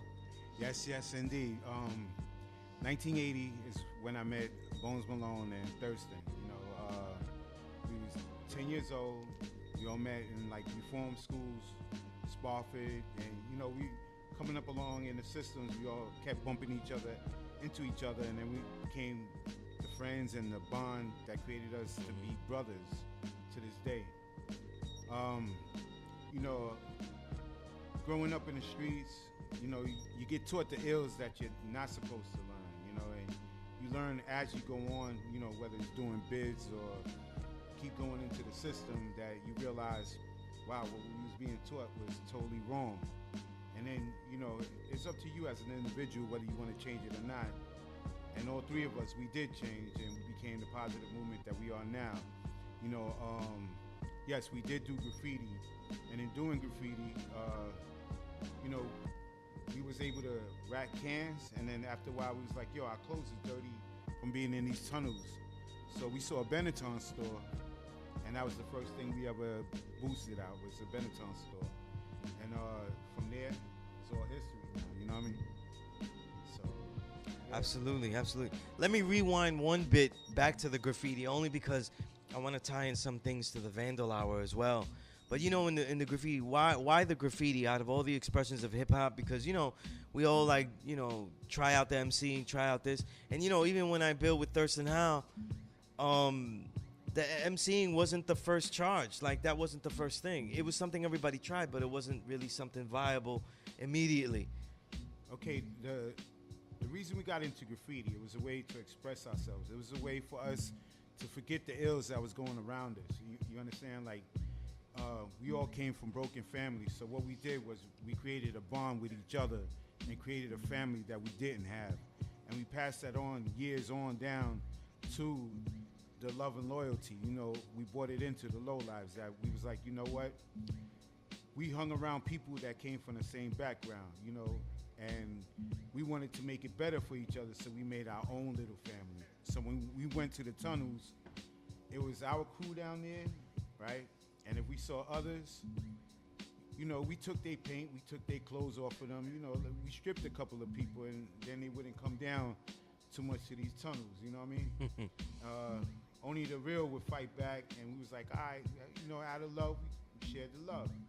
But, things were a lot different back then, Right, exactly. There's a question, being a 5%er, Rakim, and being a low life, those are two realities that have a deep oral history. Yes, they do. I had Knowledge Yourself back in '83. I was 13 when I got Knowledge Yourself.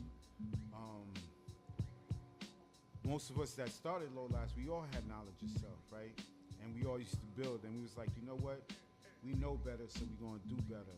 And, being a low life, it's not being part of a crew. It's a way of life, just like the 5%. We adapted the culture and brought the culture to the low lives.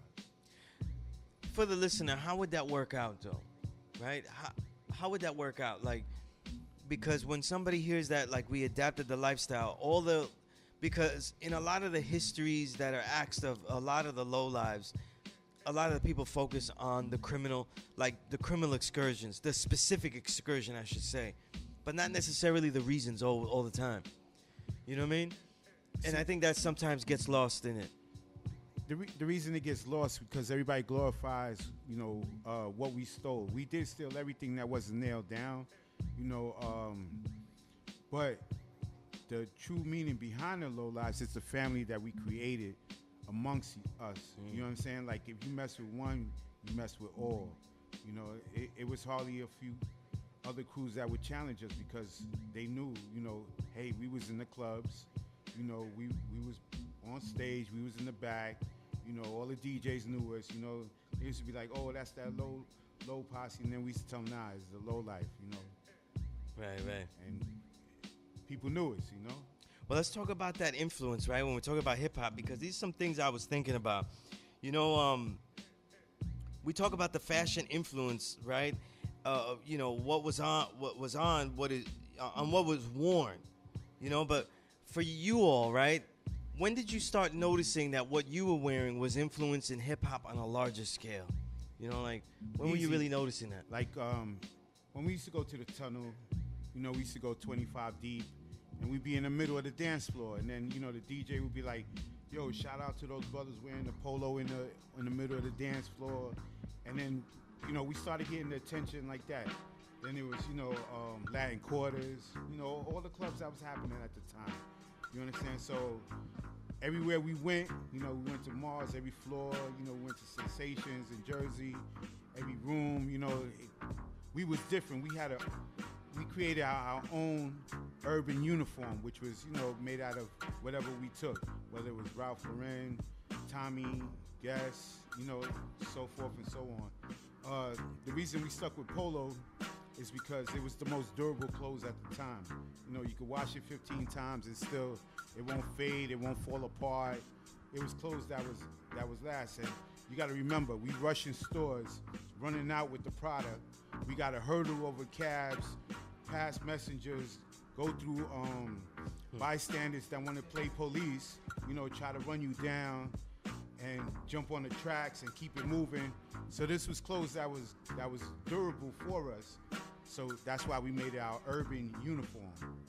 And when people noticed that, you know, like we knew a lot of rap artists because we grew up around a lot of rap artists, you know, like Ruck, Sean Price, you know, him and my man Has, my best friend Has, they was a group before he even was signed on. You understand? Like I knew him since they was 14. So, you know, a lot of people that we came around of, that's why they speak about polo, because they seen us coming up, you understand? Or they was younger and they saw the movement, that how we took it, and we took it serious, you know? Because a lot of people was trying to get at us, and we got at them real back, you know? Let me, you know, there's over the years, Rakim, right? The low lives, you know, and I had spoke to this with Thurston. We had spoken this, even all of us together, about how it was, in many ways, it was his career that put it out there a lot more, the low life movement. But as far as like it's diminishing as being known and resurgence, though, besides the music, though, do you think it was something else as well? Do you think it was other factors as well? Because it's also doesn't just come in with the actual fashion, it also comes in with the ideals as well.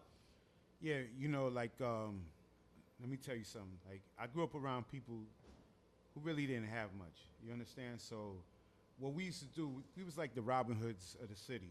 You know, we used to go Saks Fifth Avenue, B. Allman's, Macy's, Lord & Taylor's, and take these low items, right? Sometimes on your block, there's always somebody that you know either need clothes or need food in their house, right? So we sold everything for half price, right? And there were certain kids that didn't have nothing, and we would supply them, you know, with sneakers, with wares, you know, and we would help them out. We would tell the mother that we're giving it to them. They didn't do nothing, and we don't expect nothing for them to give, you know, back us a payment for anything. You know, you help out your community, bro. You know what I mean? Like, we never robbed our own people. We never, you know, took a woman's purse or, you know, take something from a child. We went after corporations, you understand, that had these things that loss is really not a loss to them, you know, because they write it off. So it wasn't hurting nothing what we was doing. You know, we wasn't hurting our own people. You know, we was just trying to live and survive. Let me tell you, what we was doing is nothing new. Stealing is just as old as prostitution. It been here since people was wearing cloths as robes, right? The only thing is we took the blueprint and perfected it. You understand? Like, we made people, we didn't have a voice, so we created a voice with our urban uniform. And when people saw us and they was like, wow, they look very preppy, like these kids, we was dressed better than the rich people, right? And at the same time, right, they would look up to us to see how they can put they wares together. You understand? It's like, if you look at the industry now, they're only doing what we already did. See, they putting out all these stadiums, these P-wings and everything, right? You know why? Because we still have the original ones. We still have people admiring it, right? So they figure if they flood the industry, I refuse to buy one of the new ones. You know why? I had the original ones. The quality ain't even the same no more, so like, it's a different era, different time. So I can't say, that I'm going out there to buy the new pieces. No, I already lived that life. I already have friends that died wearing that. There's so many lowlifes that died defending the lowlife flag. You understand? Like, people think that wearing low makes you a lowlife. No, being a lowlife is a way of life. It's a culture. It's not nothing to do with clothes. There's lowlifes that stole polo all their entire life and never wore a piece of polo. And then, I meet people that talk about, oh, wow, you have to have a crazy low game to be in a low. No, you don't. No, you don't. That's non-cypher, God. You know what I'm saying? Like, no, that's not part of what we are part of. You understand? Like I told you, that wasn't the first thing we stole. Benetton was the first thing we ever stole. You understand? Then we came up to different qualities of clothes, and that's the ones we went to. We went to the ones that sold. On any given day, we stole more women's clothing because women are quicker to buy things than a man. A man would try to haggle you, where a woman, when they see good quality, they'll pay for it. You understand? So, like, we changed the game so much that we used to get the right foot in Brooklyn, and they used to sell the left foot in Manhattan. That's why the sneakers nowadays have an alarm on it. People don't know these things. You know what I'm saying? They go into a store, oh, it has an alarm. You don't know. Like, we had to make stores step their game up. Like, if you stole something on Fifth Avenue, right, we could hit 10 stores, nobody stopped us, right? And then when the 90s came in, if you hit something on Fifth Avenue, they all had that button that calls the precinct, and it was a chain reaction. You understand? Like, a lot of people gained from what we was doing. Whether it was good or bad, they still gained. You understand? Like, stores had to step their game up, and we had to step our game up too, because we always was the one to think, all right, you got this going on, you got all these alarms, right? Okay, we created the Lizzie bag. You understand?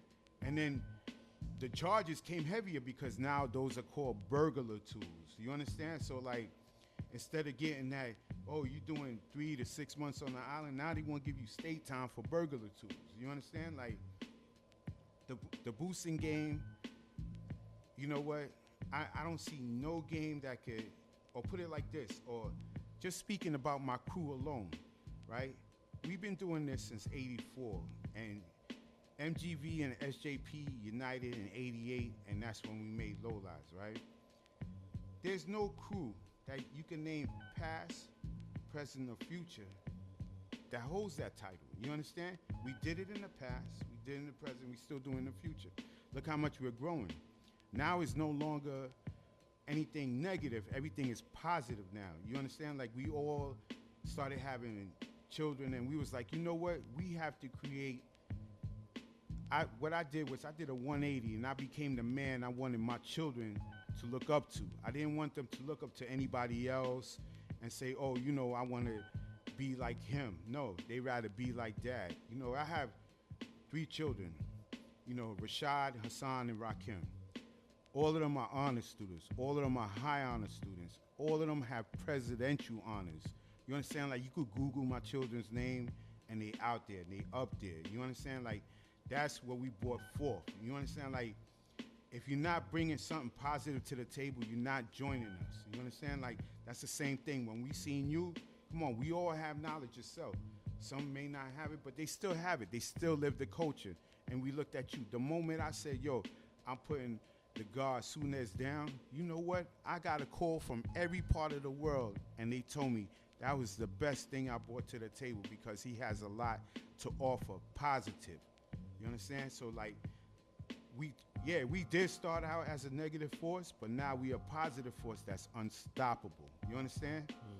Unstoppable, that's so much that Ralph Lauren himself has to throw in his old pieces to try to catch up with what we're doing. Like, he's like, wow, you know, they went from taking my clothes to having low-life clothing line. You understand? Like, now it became something he used to say, oh, I don't make my clothes for the poorer districts. Well, yeah, we don't need your clothes. You know what I'm saying? We never did. That's what we trying to get out there. You know, now we sell our own brand worldwide. You know, so now he looks at us as a competitor, not somebody who stole his thing and wearing it, but still got the Ralph Lauren tags in the back. No, we have our own clothing line. That's what we did. You understand? We like, and we took his same exact words. His words was, learn the rules, bend the rules, break the rules, and that's exactly what we did. His own words came back to bite him in his face. You know, for the listener, rewind a little bit, right? Because that principle, people think that when they see it, they still see the low life reality is like, okay, so he was boosting, then he stopped boosting and became a better person. And then what people are thinking is that the low lives reinvented themselves, right? And that's a little bit of an incorrect way of looking at it, because the principles of love and loyalty are what allowed everyone to continue in a more positive fashion.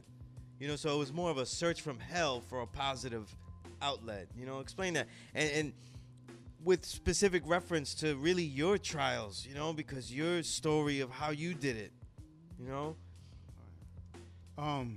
Well, you see, all of us, it's basically the same formula. You know, you get tired of appearing in court. You get tired of doing the time. You get tired of, going through shit. And then, you know what? When you look at it, right, it's always a consistency in our thing. You know, whereas, okay, yeah, we did start off negative and now we're positive. We always had that positivity in us because you know what? There's other lowlifes that can tell you. One day it was cold. It was like 16 below zero. And we came up, as we walking, we came up on a homeless person. I took my low goose off and gave it to him. And you know what I did? I went right in Macy's and took another low goose and put it on.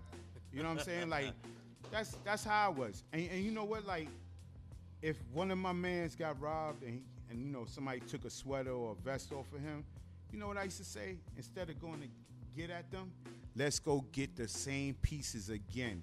And this time we're going to walk by them again. And you know what? We always came through on a stronger point because they was like, yo, not only did they went back and got it, but they went back and walked right in front of us again. You got to give them their props. You understand?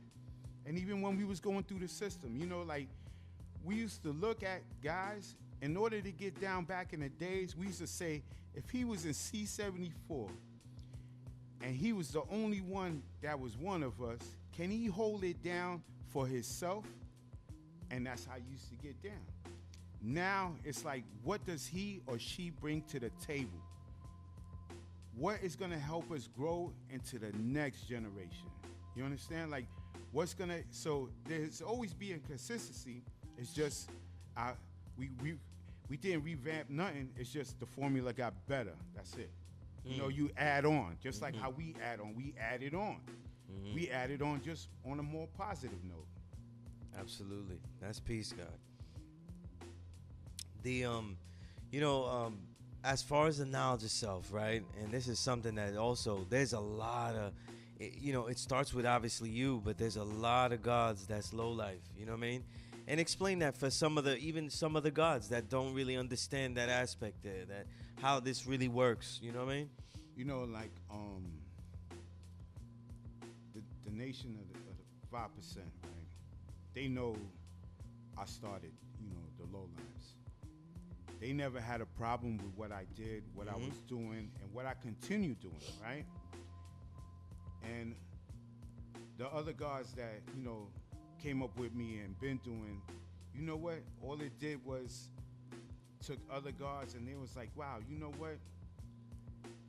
I used to look up to you when I was young, watching you, you know, come to the rallies and this and that, and you got me interested in wearing low, you know.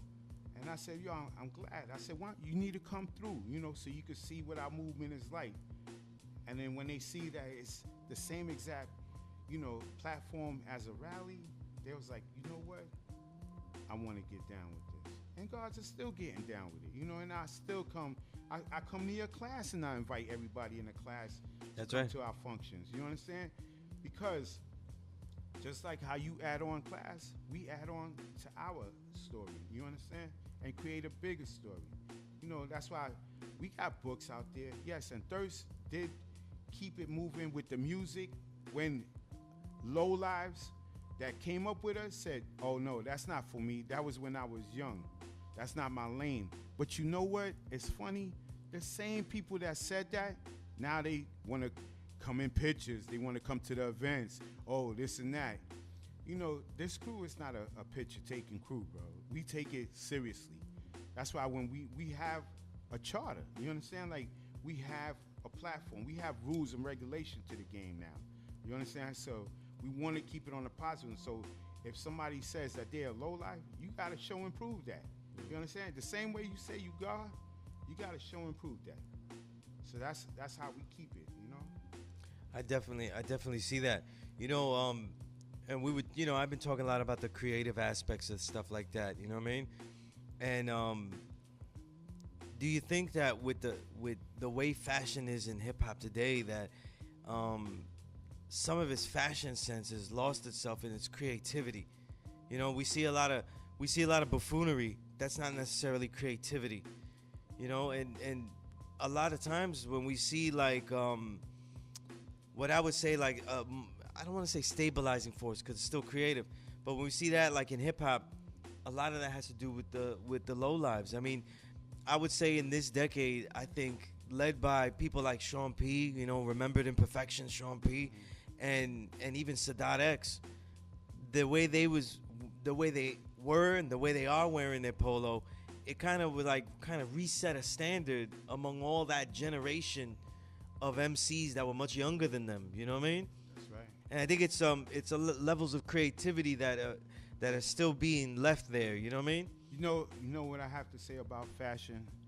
I have to say this. You know that I'm glad that there's younger generations that design clothes close to ours or close to our fits. You got to remember something. At every 10 designers, right? Not to get on the gay or lesbian scene, but they only create clothes for themselves. So if that's what they're seeing in GQ, that's what the kids are gonna buy. You understand? So while we have to support our own people. You understand? There's a lot of original people that have a clothing line that we don't support. Why? Because it ain't walked down Fifth Avenue. It ain't worked its way down Fifth Avenue yet. You know what? But that's not what makes him different from a designer on Fifth Avenue. Nothing. These people still put their pants on the same way, still put on a shoe one at a time. You understand? So like to see young designers create clothes for our people, I'm with that. You understand? Because when we was coming up, we didn't have what's out there now, you know, because there was no men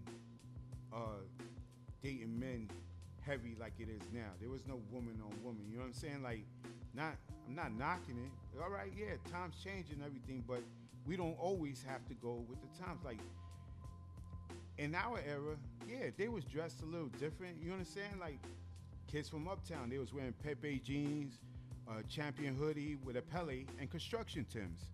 A Brooklyn dude, Yankee hat, low, and Gucci sneakers. You understand? Like, yeah, where you from is how you dress.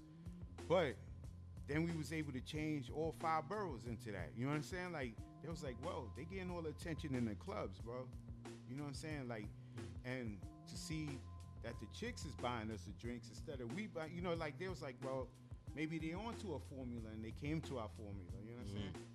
And then you had people that was calling themselves low life and end up getting robbed because they wasn't a real low life. You understand? And they'll come, yo, but I know you, God. Yeah, but why you using my joint in vain? You understand? Like, come on, man, you can't be a false prophet here. You know what I'm saying? How do you on right wing or you left wing? Come on, like, you with the program or you're not? You know? And another thing, I don't want you to think that we didn't check each other. We had, let me tell you, I had no problem punching my friend in the face. You know why? I'd rather him learn from me that, this is what's gonna happen when you get locked down, is what you do next. You understand? So somebody's always gonna try you for your stuff. So we tried each other. You understand? So, because we know where it's gonna lead, where it's gonna go. You understand? So we had the younger dudes to be ready for that. And that's how we made our warriors back then, you know? Absolutely. As far as the movement today, right? We were talking about the stadium pieces and stuff like that. So now, obviously, we're gonna get a barrage of collectors versus a real movement. What is it that and I see it. I see low lives, even the low lives are being obsessed and becoming a conglomerate of collectors as well, as opposed to creating. Not all. I'm saying I myself am not going. Of course, yeah, I know. You just made that point. What is it that you see like in the future for low lives, as far as like what you think should be the direction of how it expands? Because now we have a movement where it's global, it's in different places, everybody wears certain low, everybody gets together, there is a spirit of love. But if we're all loyal to this, what direction will this loyalty go to? What is it intended? How will it turn into? Because in some areas, I see a lot of youth movements as far as like dealing outreach with the youth, and I think that's been the most that I've seen. And obviously that's where I would fit in as well. Yeah. You know what I mean? Do you see any other areas? Of course. You know what? Just like how we always talk, or like just being outside of here, we was just saying, like, how do you touch children, that need help? And I just pointed out something simple. I started with art, graffiti on the walls, graffiti on the trains. So why not give a young mind a piece of construction paper and some magic markers or crayons to see what is in their mind right now? Say like, you ask the child, can you draw for me what you went through yesterday? Or can you draw for me what change you will want for your tomorrow? You understand? We're always going to be in somebody's face, and we always going to be in the upliftment of somebody's child. Whether we know them or not, whether they follow the movement or not, knowledge is universal. So why not spread the love universal? Absolutely. I see hip hop. I see hip hop as a closing note. I see hip hop as a movement of expanding elements, and I also see that really the way we have the low life movement now is really a collective of some of the most talented individuals in the planet, really. And I think that it can really absorb all of these different talents and really funnel them though through that fashion, through that look. What I have to say about that, in the closing statements, is that fashion dictates what is happening in the hood. You understand? So when you create a fashion that's for the people while it's happening to the people, you always going to get that backing. Now, there's other forces trying to change how the outlook is in the hood. That's when we all got to come together and say, nah, it's not rocking like that. We're not having this tight leg pants stuff going, or, hanging. I always taught my children, dress like you're going for a corporate job every day. You understand? And, like, think about it. If somebody was to die, right, in a corporate movement, the guy is on the Long Island Railroad, you know, the next CEO's on the Long Island Railroad or Metro North or the 4 train or the 3 train, and he's going to Wall Street, right? And he's looking around and stuff because all it is a bunch of people. You know how many times I got jobs on the subway when people just come up to me and say, excuse me, I like how you talk. Do you mind coming into my office? I would like to interview you for a job. Don't think there's people not looking to say, okay, you know what? Let me get you for this job. You may not have the documents, but you have enough self-respect, respect for yourself that people will notice you just in what you wear. You understand? And I know I want to thank you, Rakim. I want to thank you for everything that you've done for the low lives in this movement. Thank you to just being the God and building out there, and also, you know, just as one brother who's been able to do so much, just being a low life. You know what I mean? And I want to thank you for that. This low life movement is really one of the greatest collectives of talented individuals that are funneling it for the youth and for the community. And like I said, it's presenting new ideas and really like challenging people for the new ideas. And I love that. And I think that it is confrontational, it is countercultural, and that's exactly what hip hop was. And just like what hip hop was countercultural in the beginning, that means against the popular culture, the popular ways and means, the status quo of the society. That is exactly how low lives became. And on that note, I gotta say peace to the gods and earths, peace to the low lives, and peace to you, Rakim. Peace to everybody here, Premier Hip Hop Show, and a chick from Brooklyn styled me today. Peace to her. Thanks, Brent, for coming up. Peace. No doubt. Thank you. Peace. Peace.